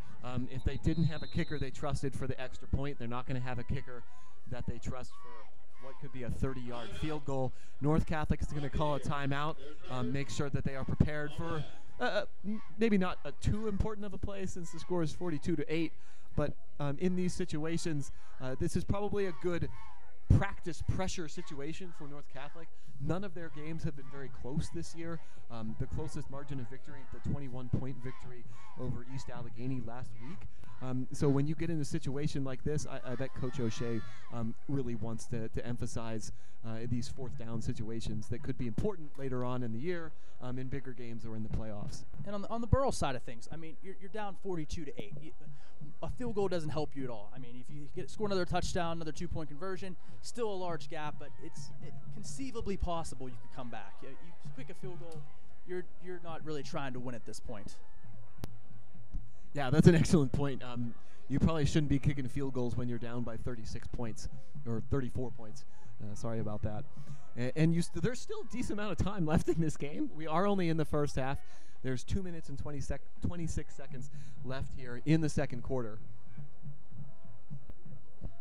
Now, if you look at this formation, they kind of are using a stack with Corrado on the far sideline, maybe in an effort to possibly try to free him up or free the receiver behind him up on this fourth down. I bet, unfortunately for Burrell, that's the short side of the field. Arledge is looking down the field. He's going to just loft it up, and it's going to go all the way out of the end zone. North Catholic paid a lot of attention to Corrado, even though they tried to free him up, and that's going to be a turnover on downs. Yeah, great defense on that play. Corrado kind of was actually the decoy. He actually ran that little, we call it a rub route, with the wheel route behind it, but luckily well covered all around. Not a whole lot of options, bad throw.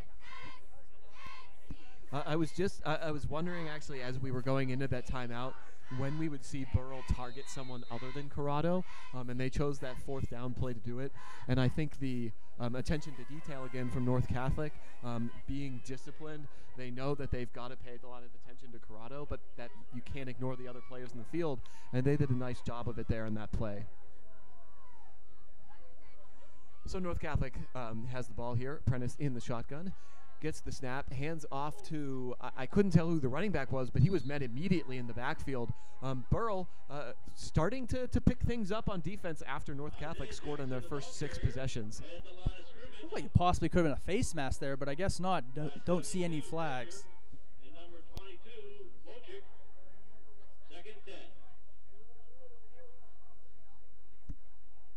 Second down and 10 for North Catholic. Prentice gets the snap, rolls to his right, and he throws to Fennell. Fennell taps his toes in and gets out of bounds at about the 28-27 yard line. And that is going to be a first down for North Catholic. So another receiver besides Maher and Laconey gets in on the act tonight. And I believe we also had a quick hitter to tight end Benson earlier. The snap is given to Long. Long running out to his left. He's going to almost break a tackle. Way to hang on there by, I think that is Corrado. Doing it on the defensive end as well. North Catholic isn't in a rush to score. They do get the ball in the second half with a big lead. They're kind of just taking their time on this drive. Yeah, there is only 1 minute and 20 seconds left here in the first half. Prentice, that was the speed option that you've been talking about. This time he kept it, and he was met pretty quickly by Burrell, and that's going to set up a 3rd and long, 3rd and maybe 8. This time as we click down towards the 1 minute mark here in the second quarter, North Catholic is going to call a timeout, maybe trying to come up with a good play or just to stop the clock. Maybe they are looking to score here before the half. Yeah, there's like I said, big 3rd down, especially for field position. We'll see how they attack this play.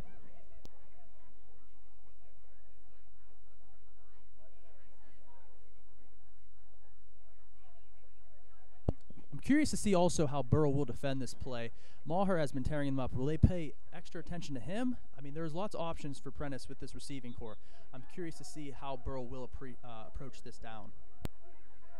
Well, North Catholic, as we've seen with their spread formation, when they want to, they can put 5 wide receivers out there. I mean, how much extra attention can you pay to a guy when you're spread 5 wide? It's hard. It's hard. You have all those options. You sometimes might have to leave someone up a little bit more open in a zone, and in a man, it's sometimes maybe 2, and then everyone else is one-on-one. Have to play win your matchup. And we do see a spread here, 3 receivers out to Prentice's right, and he's going to roll that way, looking for those receivers. He's now going to run back to the left, and he stops, and he throws the ball down the field. It is caught, and that's by Maziarz. Maziarz making a couple people miss. He's still on his feet, and he gets pulled down on the sideline at about the 36-yard line. Again, Prentice makes us look like he's going to run, stops, and chucks the ball down the field as he's getting hit, and North Catholic ends up with the ball. Great play by Prentice, but great play by Maziar, too. That's awareness of a wide receiver. You know, they tell you in these broken plays, if your quarterback's running around, just try to make yourself available. Make yourself big. Try to grab his attention. Find where someone isn't standing. And that was a great job by Maziar by getting himself open, providing a target for Prentice while he's running around. And North Catholic, they are trying to score here at the end of the second quarter. 38 seconds left. North Catholic uses its second timeout. They've, I think, still got plenty of time here to put this ball in the end zone if they want to. And that's the thing about North Catholic's offense. There's so many guys that could go up and catch the ball and hurt you. I mean, a lot of high schools, you might have one, maybe two guys you could really believe in when you throw the ball to them. After that, you're just chucking it up and hoping for the best. North Catholic has multiple guys. When you throw it to them, you believe they're going to make a play with the ball. Yeah, and in that instance, there was 4 players in that area. I couldn't tell who the second North Catholic receiver was, but it was Maziar's, I think, more aware than anybody else in that area of the field, as you pointed out, staying with that broken play. And he came back and grabbed that football and then even made a nice run after the catch. Absolutely. I mean, for all the Steeler fans out there, Antonio Brown was probably one of the best in the games at doing that with Ben Roethlisberger. As we know, Ben Roethlisberger loves to extend plays, and Antonio Brown always knew where to be to get himself open. So North Catholic, clock winding down here in the second quarter, still a 42-8 lead, and we've got 38 seconds left. We're working on it.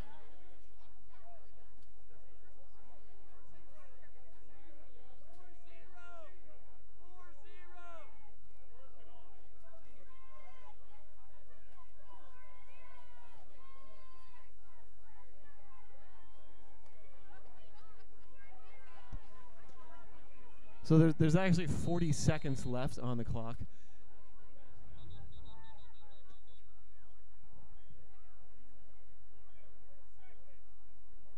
And as soon as we get the clock correct, now it is correct. It's 40 seconds. So North Catholic gets an extra 2 seconds there. An extra 2 seconds to work with. Ball on the 36-yard line. Prentice gets the snap. It's going to be a quick throw to Maher. Maher, let's see. He's going to run to the sideline, and he is going to dive to get out of bounds, but he's not going to get out of bounds. The referee rules him inbounds, and North Catholic is going to call a quick timeout.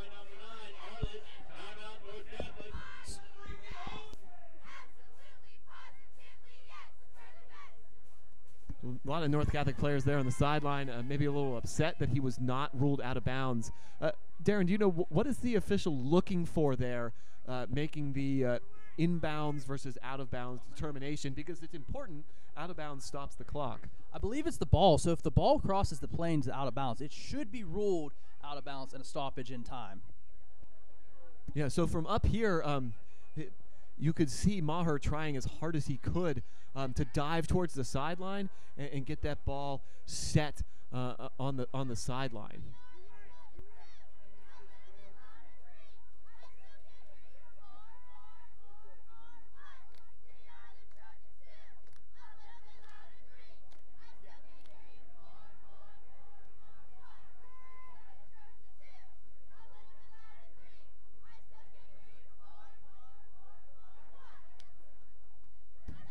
.28 seconds left now. North Catholic is out of timeouts, so they've probably got to take a shot at the end zone or get the ball to the sideline here. Prentice rolling to his left, looking downfield. He stops, flings it to the end zone. It is caught, but that's going to be Lacconi falling down out of bounds. He couldn't tap his feet in bounds.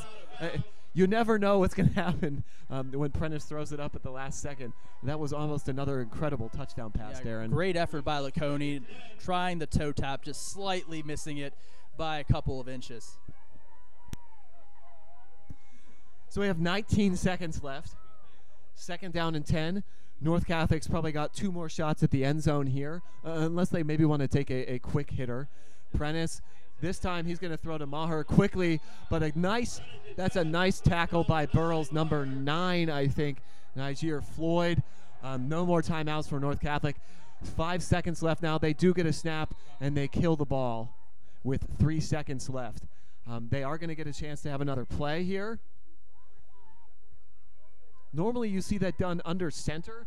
Where are they going to mark that ball? Is it where Prentice threw it down? No, it's where the line of scrimmage is. It's technically a pass, so being it's a pass, it should be at the original line of scrimmage. On to attempt the extra point. And North Catholic is not going to go for a touchdown here. They're going to bring out Ethan Marsico for a 35-yard field goal. And this is a long distance for a high school kicker. Let's see if Marsico can kick it in from 35. The snap, the kick from Marsico. It looks online. Is it long enough? It is. Marsico with a 35-yard field goal, and he is excited as he makes that kick. 45-8, North Catholic leads as time expires. Great kick, and that's great for the North Catholic team. Having a kicker you believe in, pretty much anything inside 25 you're happy with. So a 35-yard field goal is huge for this North Catholic team to have the possibility, if a drive stalls, you still might get points on the board. Yeah, that's definitely something to keep in mind later on in the season if you need him to make a big field goal. North Catholic leads by 37 points after the first half, 45-8. We'll do a quick rundown of the scoring before we get to the band's halftime performance. Joey Prentice has 3 touchdown passes tonight, 2 38-yarders to Nick Maher, 1 40-yard touchdown pass to Carson Laconey. Prentice also has 3 touchdown runs tonight of 1 yard, 25 yards, and 56 yards. Marsico added that 35-yard field goal as time expired, and that's how North Catholic got their 45 points. On the Burrell side, Arledge had a 38-yard touchdown pass to Corrado, and also a 2-point conversion pass to DiCaprio, and that's how Burrell got their 8 points. So as we head into halftime, it is 45-8. North Catholic. The North Catholic Marching Band is selling raffle tickets for your chance at winning a Nintendo Switch Lite, case, and an Animal Crossing game. Tickets are $10 and can be purchased online. The winner will be announced live on Facebook. Now, we hope you stay with us and watch the North Catholic Band with their halftime performance. Darren and I will rejoin you in the second half. Now taking the field is your North Catholic High School Trojan Marching Band. The North Catholic High School Marching Band is under the direction of Mr. Michael Rudick. Tonight, the band will present selections from the musical phenomenon of Cirque du Soleil from their hit show, La Nuba, meaning Live It Up. Led on to the field by drum major Rebecca Thornton, Ellie Armitage, and color guard captain Alyssa Driussi. Please, welcome to the field, your North Catholic Trojan Marching Band.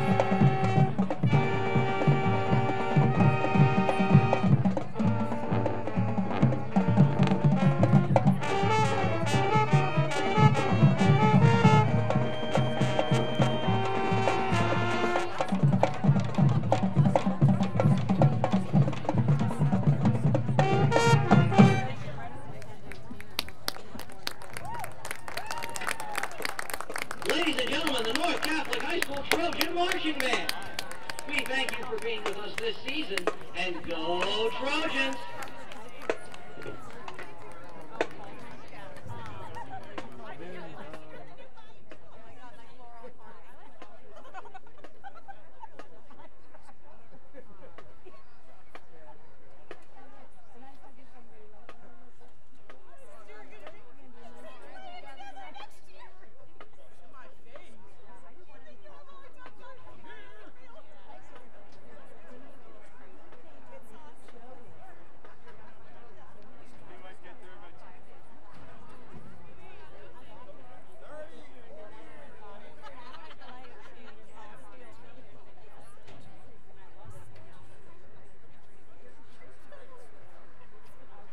Ladies and gentlemen, even though it's a little different this evening, we are still going to acknowledge our North Catholic Homecoming Court for 2020.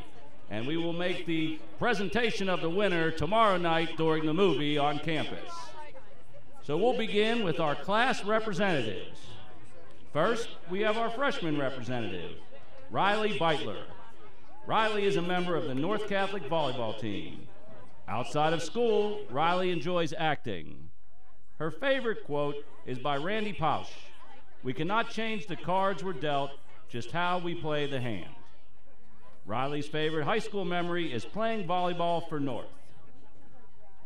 Next, we have sophomore representative Reagan Mikchish. Reagan is a member of the North Catholic crew team. Outside of North Catholic, Reagan enjoys watching Netflix and spending time with her friends and family. Her favorite quote is from an unknown source. "Everyone you meet is fighting a battle you know nothing about. Be kind, always." Reagan's favorite high school memory is ski trips with her friends. Our junior representative is Faith Benson. Faith is a member of the varsity cheerleading squad and student council. Outside of North Catholic, Faith is a junior coach at Pine Richland Youth Cheer. Faith's favorite quote is, "The best way to predict the future is to create it."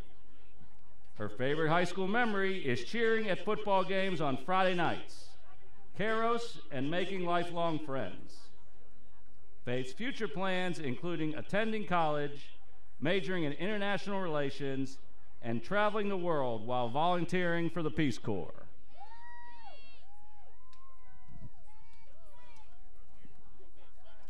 Now for our senior members of the homecoming court.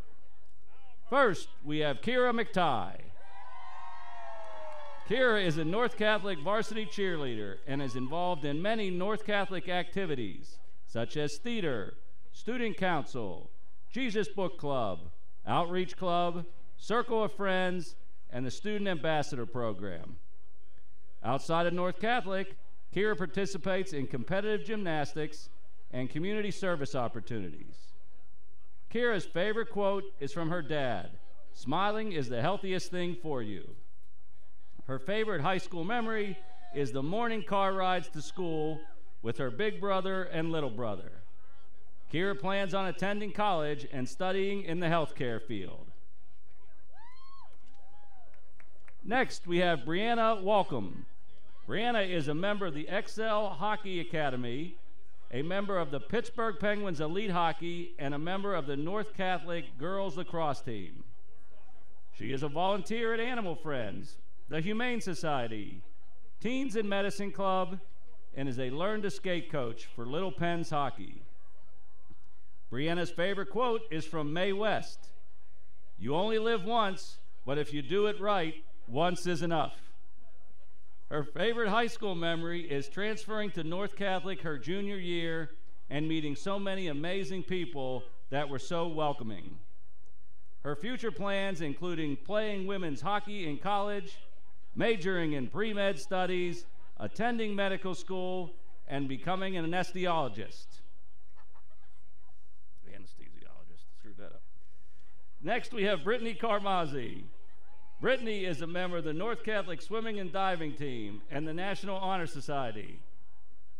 When not at North Catholic, she participates in club swimming. Brittany's favorite quote is, "If you want to be happy, do not dwell in the past. Don't worry about the future, but focus on living fully in the present," by Roy T. Rennett. Her favorite high school memory is the student sections at football and basketball games. Brittany plans on attending college and pursuing a career in physical therapy. Next, we have Allie Kaczynski. Allie is a member of the varsity cheerleading squad and the National Honor Society. When not at North Catholic, Allie participates in competitive dance. Her favorite quote is, "Hold on to whatever makes you happy." Allie's favorite high school memory is meeting so many people and making amazing friends. Her future plans including attending college to study architectural design. Next is Elizabeth Fezco. Elizabeth is a member of the North Catholic Girls Volleyball Team, Student Council, National Honor Society, Mock Trial, Ultimate Frisbee, and Captain's Club. When she is not at North, she plays club volleyball and is a Dick's Sporting Goods employee. Her favorite quote is, "Life isn't about waiting for the storm to pass, it's about learning to dance in the rain."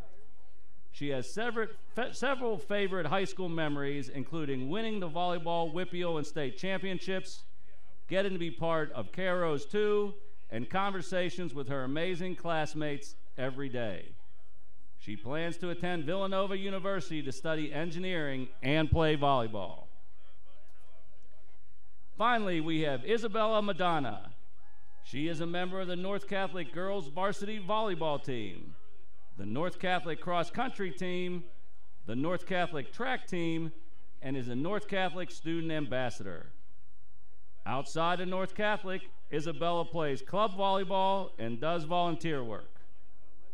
Her favorite quote is, "Don't compare yourself to others, compare yourself to the person you were yesterday."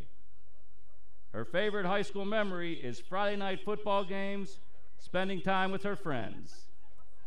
Isabella plans on attending Duquesne University and majoring in elementary education. That concludes the North Catholic Homecoming Court announcement. The Queen will be announced tomorrow night at Homecoming Movie Night. Thank you.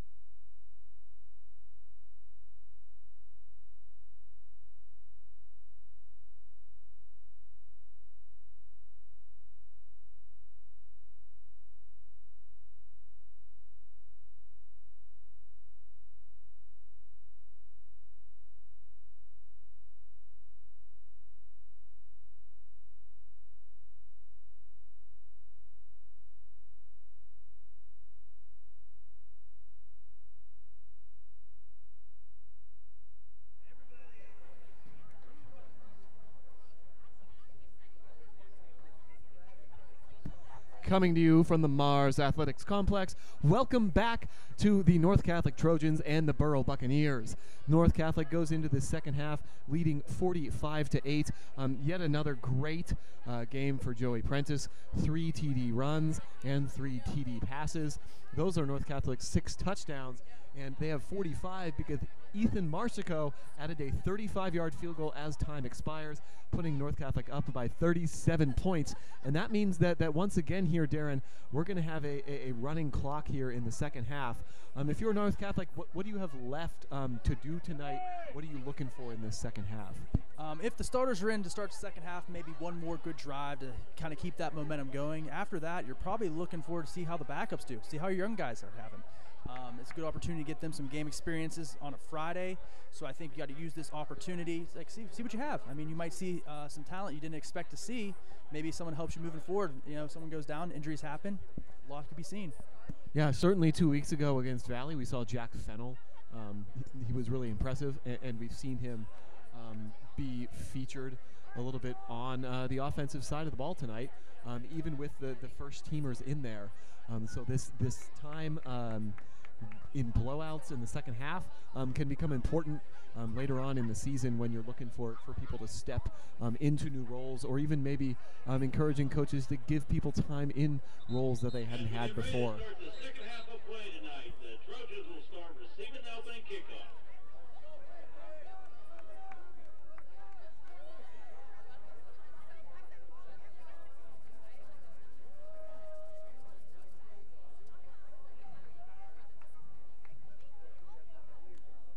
Number 21, DiCaprio set to kick for the Buccaneers.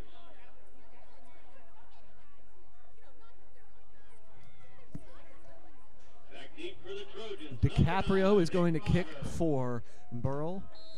Nick Maher is back deep to receive for North Catholic. So both the running backs are actually kickers tonight.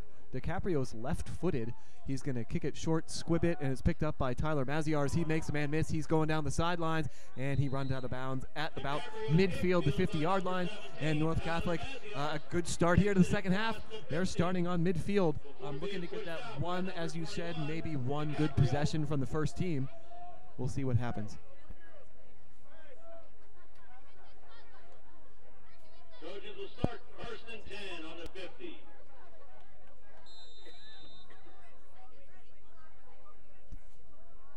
North Catholic, 1st and 10, 50-yard line.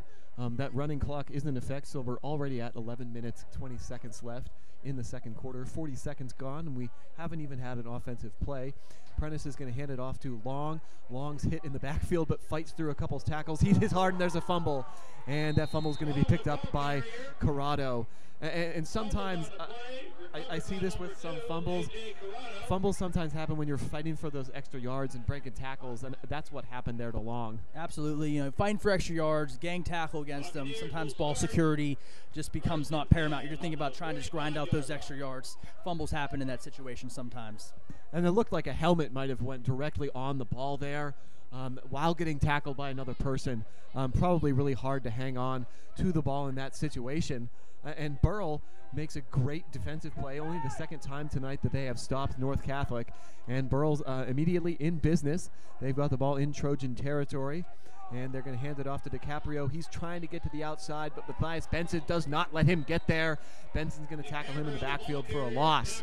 And North Catholic's defense making big plays right after Burrell turns it over. That's important after a turnover. That first play could kind of set the tone for the rest of the drive. So coming up with a big tackle for loss kind of sets North Catholic in the proper direction.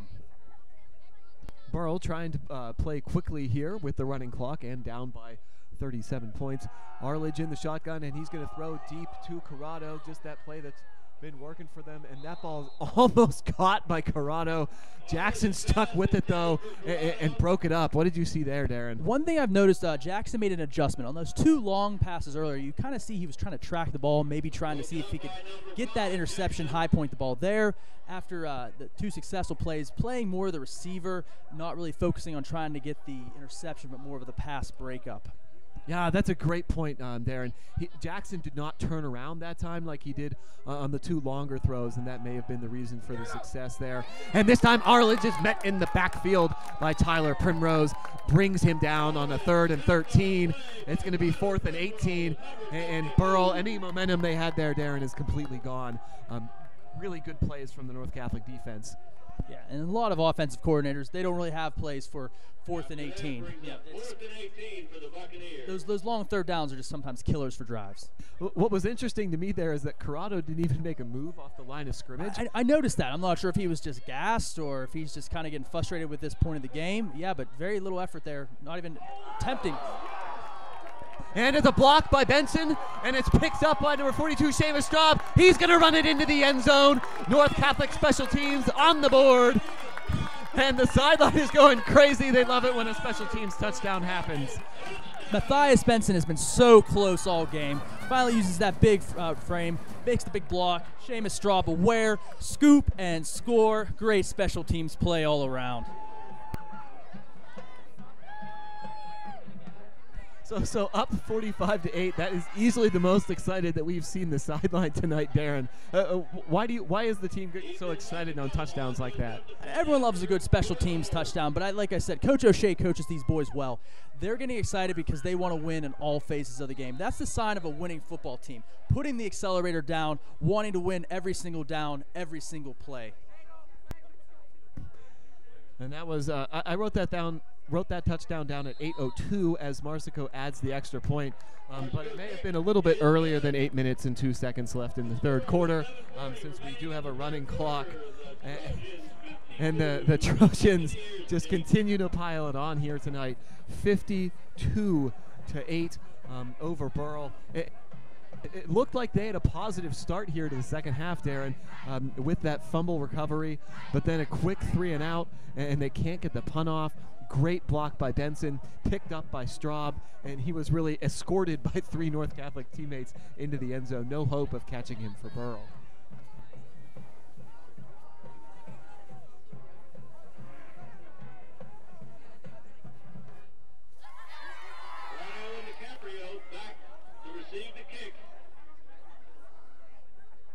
Under 7 minutes left now here in the 3rd quarter. North Catholic ready to kick off again. And it looks like they are staying in the middle of the field after they did kick that one out of bounds. Long will kick as usual for the Trojans. We've got Corrado and DiCaprio back to receive for the Buccaneers.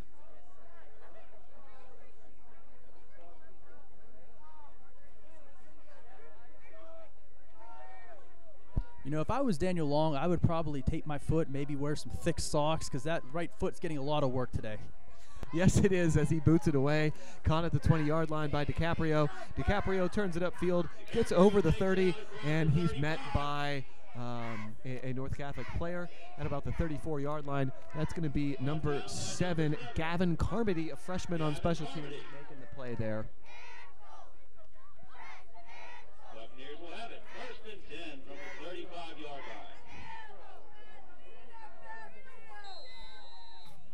Under 6 minutes now left here in the 3rd quarter.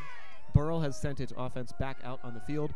Arledge in the shotgun, 2 backs there with him, 2 receivers to his right, 1 to his left.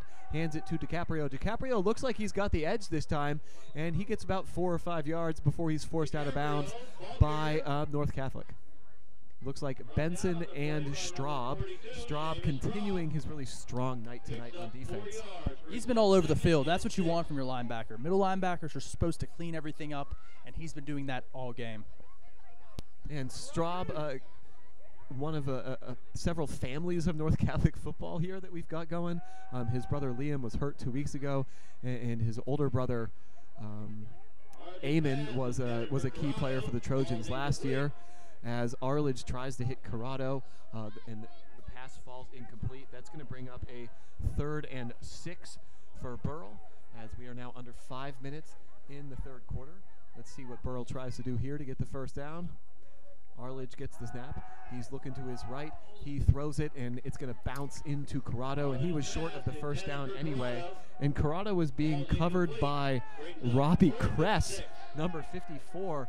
Robbie's probably haven't noticed him out there tonight. Is he a second-team linebacker? Is that normally Prentice's spot?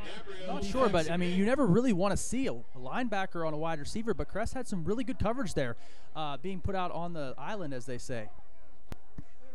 So here's a punt for Burrell. We'll see if they can get it off. Fennell and Jackson back to receive, and this time it is a pretty good punt. Fennell has got it, and he is hit right away. He's trying to get out of that tackle. He almost does, but his knee hits the ground at the 25-yard line, and that's when North Catholic will pick the ball up once their offense gets on the field. But we do have a running clock, so under 4 minutes left now tonight. So this second half is going by very quickly, but it's pretty comfortable for us here up in the booth at Mars Athletic Complex. This is a heated booth. Maybe not as comfortable for the players and the fans. I see a lot of winter hats out there, Darren. It's starting to get to some cold fall temperatures. As a football player, is there like a favorite temperature that you have? Do you start to like dread some of these colder games as the season goes on? You know, it depends. No one wants to play in 0-degree weather. And the funny thing is, you might see a lot of those guys, even with it being cold, still wearing short sleeves. My cousin was a former offensive lineman in college, never wore long sleeves a single game of his life. When you're out there moving, your body temperature rises, so you don't really notice the cold as much out there on the field.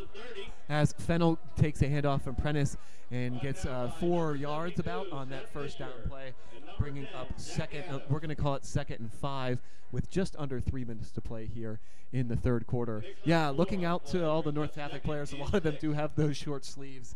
But I feel like the guys on the sidelines who haven't gotten in have got to be getting cold tonight. Oh, absolutely. If you're on the sidelines, it does get a little cold there sometimes, Sean. But like I said, if you're playing, you're running around, you're moving bodies, it does get a little warm. Yeah, and this has got to be a beautiful night for football. Looking across the field, we've got a perfectly full moon out there tonight. Brings up 2nd and 2. Walking in my car today, leaving for this game, I just felt this is some football weather, Sean. You stating that perfectly. And North Catholic, after a penalty, gets 2nd and 2 here. Prentice going deep down the left-hand side. Mazziar's got a little bit of room, and it just is over his outstretched hands. Prentice going for the home run, and it's not quite there. And that'll bring up a 3rd and 1, just under 2 minutes to play in the third quarter. North Catholic has kept its first-team offense out for the entirety of the third quarter here. But that's just 4 or 5 plays so far. I mean, you don't want to rest them the entire second half. I mean, obviously you can be scared of injuries, but you also don't want to create rust. That's why they got to be out here for a little bit in the second half. Handoff to Long. An initial burst gets him past the first down marker, and it takes, as usual, many people to bring him down. And he doesn't even touch the ground this time. His forward progress is just stopped, and the whistles start blowing. Long with a powerful, angry run there, Darren. Definitely coming back after that fumble, showing he could be a power runner, showing he can protect the ball.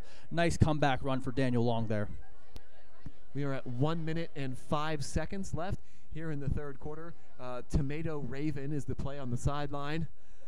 And, of course, that's probably not what the players are seeing, but that's what we can see back here in the booth. 2 receivers, that's Laconi and Maher to Prentice's right, 2 to his left as well. And Prentice is going to throw quick to his right. Maher catches it. He's going to cut back to the outside. Laconi getting a little bit of a block, but Maher is tripped up just past the first down marker. Another first down for North Catholic. That might be our final play of the third quarter. We've got 30 seconds left. North Catholic could probably get another play off here if they want to. And North Catholic generally plays pretty fast. And now we're almost under 20 seconds. You don't see a lot of traditional huddles with them. Like, they kind of do run that, I don't want to say hurry up, but no huddle offense, just kind of subbing in and out while they kind of get themselves lined up. And it looks like they are going to run a play. 5 seconds, they do snap the ball, and Prentice puts it in Fennell's stomach, pulls it out, and bursts up the middle for 10 yards. A first down to end the third quarter. North Catholic again leads 52-8 as we head to the fourth quarter, and North Catholic is driving again. Just another wrinkle to the option game there. Beautiful jet motion, kind of pulls the defense with that jet motion coming across the formation. Prentice pulls, goes up the middle for a nice gain. Score after 3 quarters is North Catholic 52-8. We'll recap the scoring for you quickly here, but while we have a moment, let's take a look at the road ahead for the Trojans. And Darren, anything you notice about that schedule that you're excited about? Oh, next week, big-time revenge game for North Catholic. Heartbreaking loss last year in the playoffs to South Park. I feel this team has a very good chance of avenging that game next week. Yeah, I watched that South Park game. That was a wonderful football game, but as you said, a real heartbreaking loss that came down to some really big momentum swings in the fourth quarter. And North Catholic is definitely going to be looking to, as you say, get revenge on that. And Prentice did not quite get that first down, so it is going to be 2nd and 1 from the 37-yard line here for North Catholic. Prentice has 2 running backs in the backfield with him this time. He is going to give it to the deeper one. That's Fennell. Fennell accelerating through, and it looks like no one is going to catch Fennell. He's into the end zone, 37-yard touchdown run. There's that acceleration you've been talking about all night, Darren. Absolutely, Sean. Second level burst. See you later. Touchdown, North Catholic. That's what we call 0 to 60, Sean.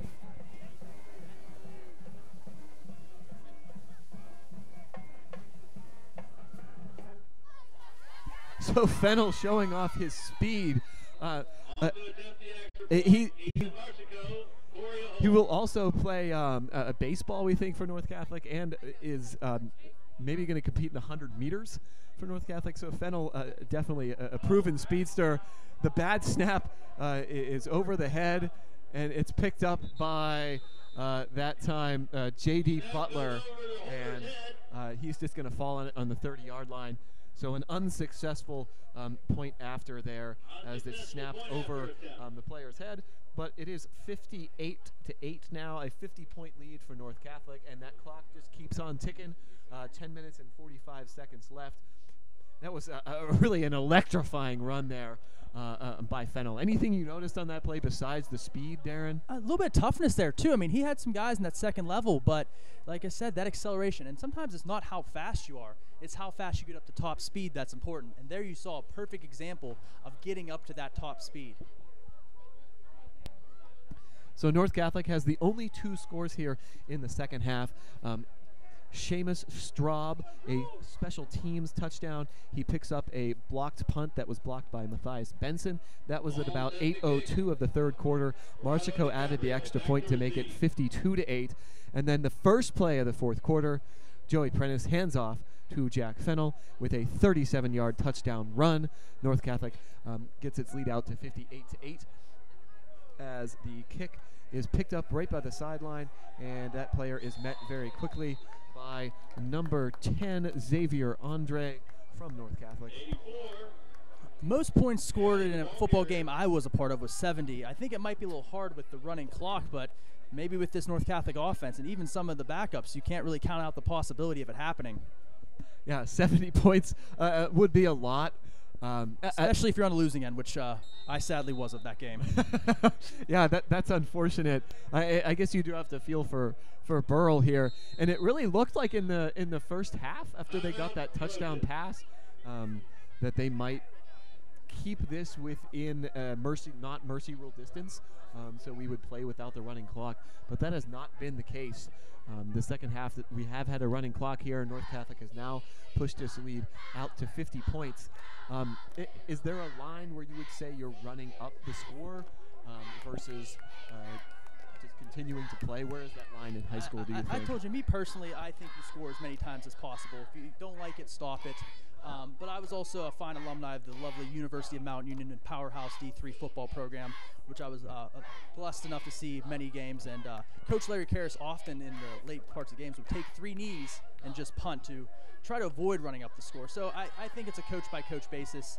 Once again, if you don't like being scored on, just go ahead and stop it. And in high school, that decision is taken away a little bit by the running clock. It's hard to, as you would say, score 70 points. And you can see college teams routinely get to 70 just because of the difference when you have a major college team playing a lower college team, as Burrell's going to hand it off on first down, and it's only a 1-yard gain. J.J. Iaquinta is going to make the tackle. So North Catholic has got its second-team defense out here, giving them a crack against Burrell's probably first-team offense. Normally you don't see the team looking like Burrell trailing. kind of put their second team in as well. So it's good to get some of the backups and playing time. Once again, see what you have for the future. Yeah, I mean, film is film. You always can improve on your performances. So it's good to have that performance to see what you need to work on.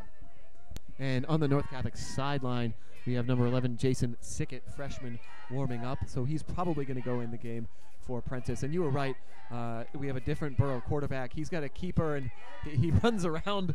He didn't know where to go with that one, and then is tackled by 4 players once he crosses the line of scrimmage. Once again, really good job by Iaquinta stretching out the line there. That's what you want of your defensive linemen. Kind of clog up those lanes, let your linebackers clean up. The new quarterback for Burrell is number 19, Chase Fenner, and he is a 5'11 sophomore. He comes in for Alex Arledge, a 6'3 senior. Arledge really had something going tonight with Corrado. North Catholic had to pay special attention to that, and then they really shut it down as the second quarter went on. I mean, that was the most success I've seen anything against the North Catholic defense this year. So kudos to them for getting a little bit of something going for Burrell. And we did miss the East Allegheny game, which scored 14 points on North Catholic, as Burrell hands it off on 3rd and 9.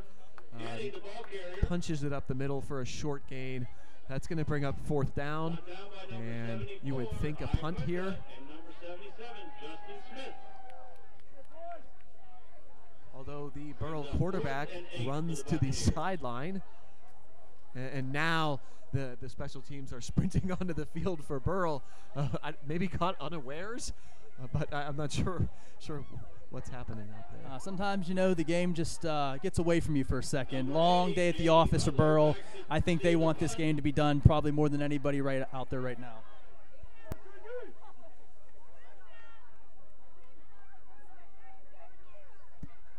Punting for Burrell, number 84, Devin Beatty. And back for North Catholic is, I'm not sure, but he's not going to get the ball. It's a very, very low kick that turns on its side and rolls out of bounds at the Burrell 45. So North Catholic is going to have a short field to work with, but about 6 minutes left. You figure this is going to be North Catholic's last offensive possession unless it's another long and quick touchdown. More good pressure there on the punt by number 70, Julian King. I thought we might have another punt block there for a second there. Yeah, Burrell has had a lot of trouble blocking North Catholic's rushers on the punt tonight. Benson finally got that one in the 3rd quarter that led to the Seamus Straub touchdown. So North Catholic is going to send out their second-team offense here. Jason Sickett is going to be the quarterback. Joining him in the backfield, we have number 30 sophomore running back Josh Verostic.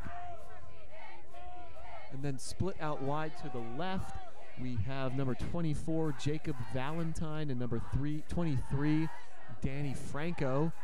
And we were missing an offensive lineman, and he runs on the field. I mean, maybe North Catholic wanted to make it interesting. Only play with 4. They've been having 5 seemed like kind of unfair so far this game. And Sickett is going to hand it off to Verostic. Verostic, a nice run there. He's fighting for those extra yards. He's going to get about 8 yards on that play, down inside the 40-yard line to about the 37, as we are under 5 minutes now in the 4th quarter. One thing I want to put out, it's really awesome to see some of these freshmen in there. I mean, in my alma mater, Elizabeth Ford, we had a freshman team. We didn't play with the junior varsity or varsity program. So it's pretty awesome to see some of these 9th graders get some varsity reps on Friday night. It only prepares them more for the future. Yeah, that's a great point, Darren. As you mentioned a couple times, the second half of these games score is lopsided. A great time to get a look at your freshmen and your sophomores. And there was a offside penalty on Burrell. That's going to give North Catholic a first down on the 32-yard line. 4:15 left to play. Motion, it's given to the man in motion, and he's going to cut it upfield. That is Danny Franco getting some positive yards for North Catholic. It's about 5 to 6 yards to the 29-yard line.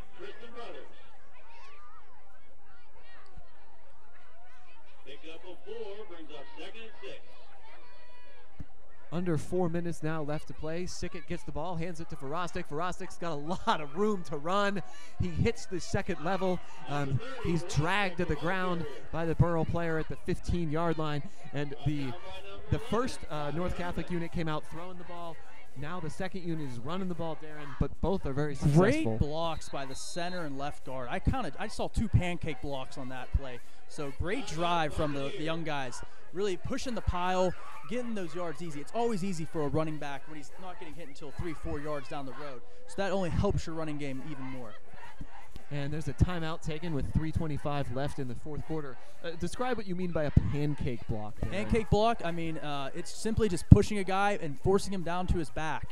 So from feet to back. So that's pretty much a straight drive block and push him down. That's pretty much what every lineman dreams about, eating pancakes all day.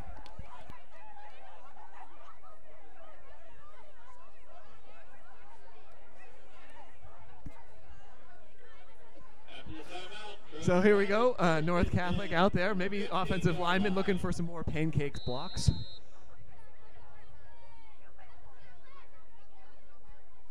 Sickett in the shotgun, which is where all the North Catholic quarterbacks have operated tonight, except for Prentice's QB sneak. He hands it off to Verostic. Verostic running outside, cuts it back up the middle, spinning, he's running, and he gets down to the 2 or 3 yard line.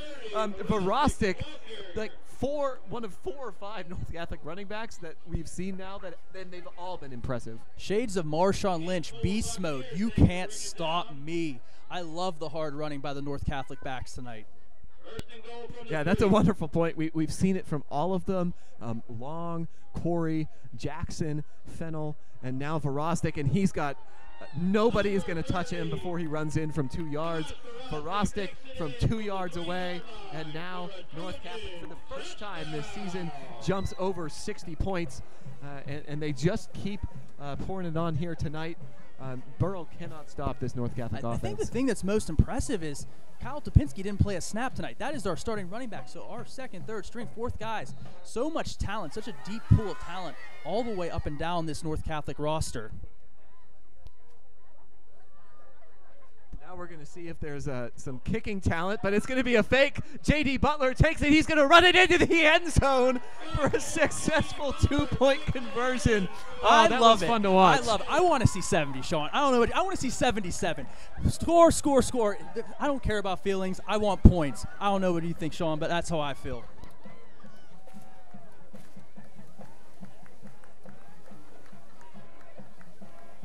So the successful 2-point conversion for North Catholic, that was pretty exciting to see. J.D. Butler just stands up when he gets the ball and sprints to the corner of the end zone, kind of forces the guy away a little bit. Nice run there by Butler, getting what might be the first 2 points of his high school career, you would think. I'm not sure if that was designed or just a bad snap or a call they made on the line, but always like to see points on the board. You definitely call that a trick play. Are those called in from the sidelines, do you think, or is that the players on the field making that decision based on what they see? Well, a lot of times in the kicking game, if a snap's high or a little bit off, sometimes you call those on the fly. Like, sometimes you have fire calls, what they say. So you just kind of, okay, I'm not going to be able to get this snap down properly for a kick, so I'm just going to take it and run. So sometimes, like I said, they're called on the fly. Marsico in for Long, who, as we've mentioned, his foot might be tired tonight. Marsico squibs it. It is picked up by a Burrell player at about the 25. He's going to take it up to the 35. We are under a minute now. Maybe time for one more play, although Burrell could also just choose to let the clock run out. They do send their offense out onto the field. Another wonderful performance tonight here by North Catholic, 66-8. Darren, it does not look like you're going to get your wish of getting to 70 points. We've only got 20 seconds left.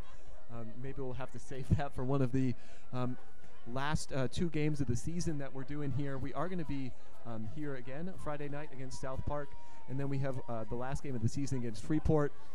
Last play of the game here, probably. The quarterback is going to keep it for Freeport. He's met by several different North Catholic players, including number 21, Mitch Landthaler. That is the last play of the game. The clock reaches triple zeros. North Catholic 66-8. North Catholic is now 4-0 on the season and 4-0 in their section. The only non-section game is going to be next week against South Park. Darren, what impressed you most about tonight's game? Just a complete game. I mean, how can you not love watching this team play? Big plays in the air, big plays in the ground, strong defense, creating turnovers, big plays in special team. All three phases of the game. We talk about that all the time. North Catholic delivers on all three phases of the game. Yeah, let's just recap the scoring for you, and you can see what Darren just mentioned, that North Catholic is able to score in all phases of the game. The scoring started off at 10:23 of the first quarter. Prentice to Nick Maher, a 38-yard touchdown pass. The next two scores were both Joey Prentice touchdown runs of 1 yard and then 25 yards. Ethan Marsico had all three extra points to make it 21-0. Then Burrell got its only score of the night, a 38-yard touchdown pass from Arledge to Corrado at 2:13 of the first quarter to make it 21-8. Just over a minute later, Prentice threw a 38-yard touchdown pass of his own to Nick Maher to make it 28-8. In the second quarter, Joey Prentice threw a 42-yard touchdown pass to Carson Laconi with 10:08 left in the second. That made it 35-8. Prentice had a spectacular 56-yard touchdown run at 9:03 of the second to make it 42-8. And as time expired in the second quarter, Marsico hit a 35-yard field goal to make it 45-8. The only scores in the second half, there was only three of them. A Straub special teams touchdown off a Matthias Benson punt block made it 52-8. Then Fennell, with a tremendous burst of speed on a 37-yard touchdown run, made it 58-8 before Verostik's 2-yard touchdown run with 2:05 left in the fourth quarter made it 66-8. And I always get tired running through those scores because there's so many of them. Our next home football broadcast will be Friday, October 9th against South Park with kickoff set for 7 p.m. You can catch all the action right here at the NC Sports Network. For Darren Lyles and myself, Sean Malone, good night, everyone, and thank you for watching. We hope to see you right here on the NC Sports Network next week.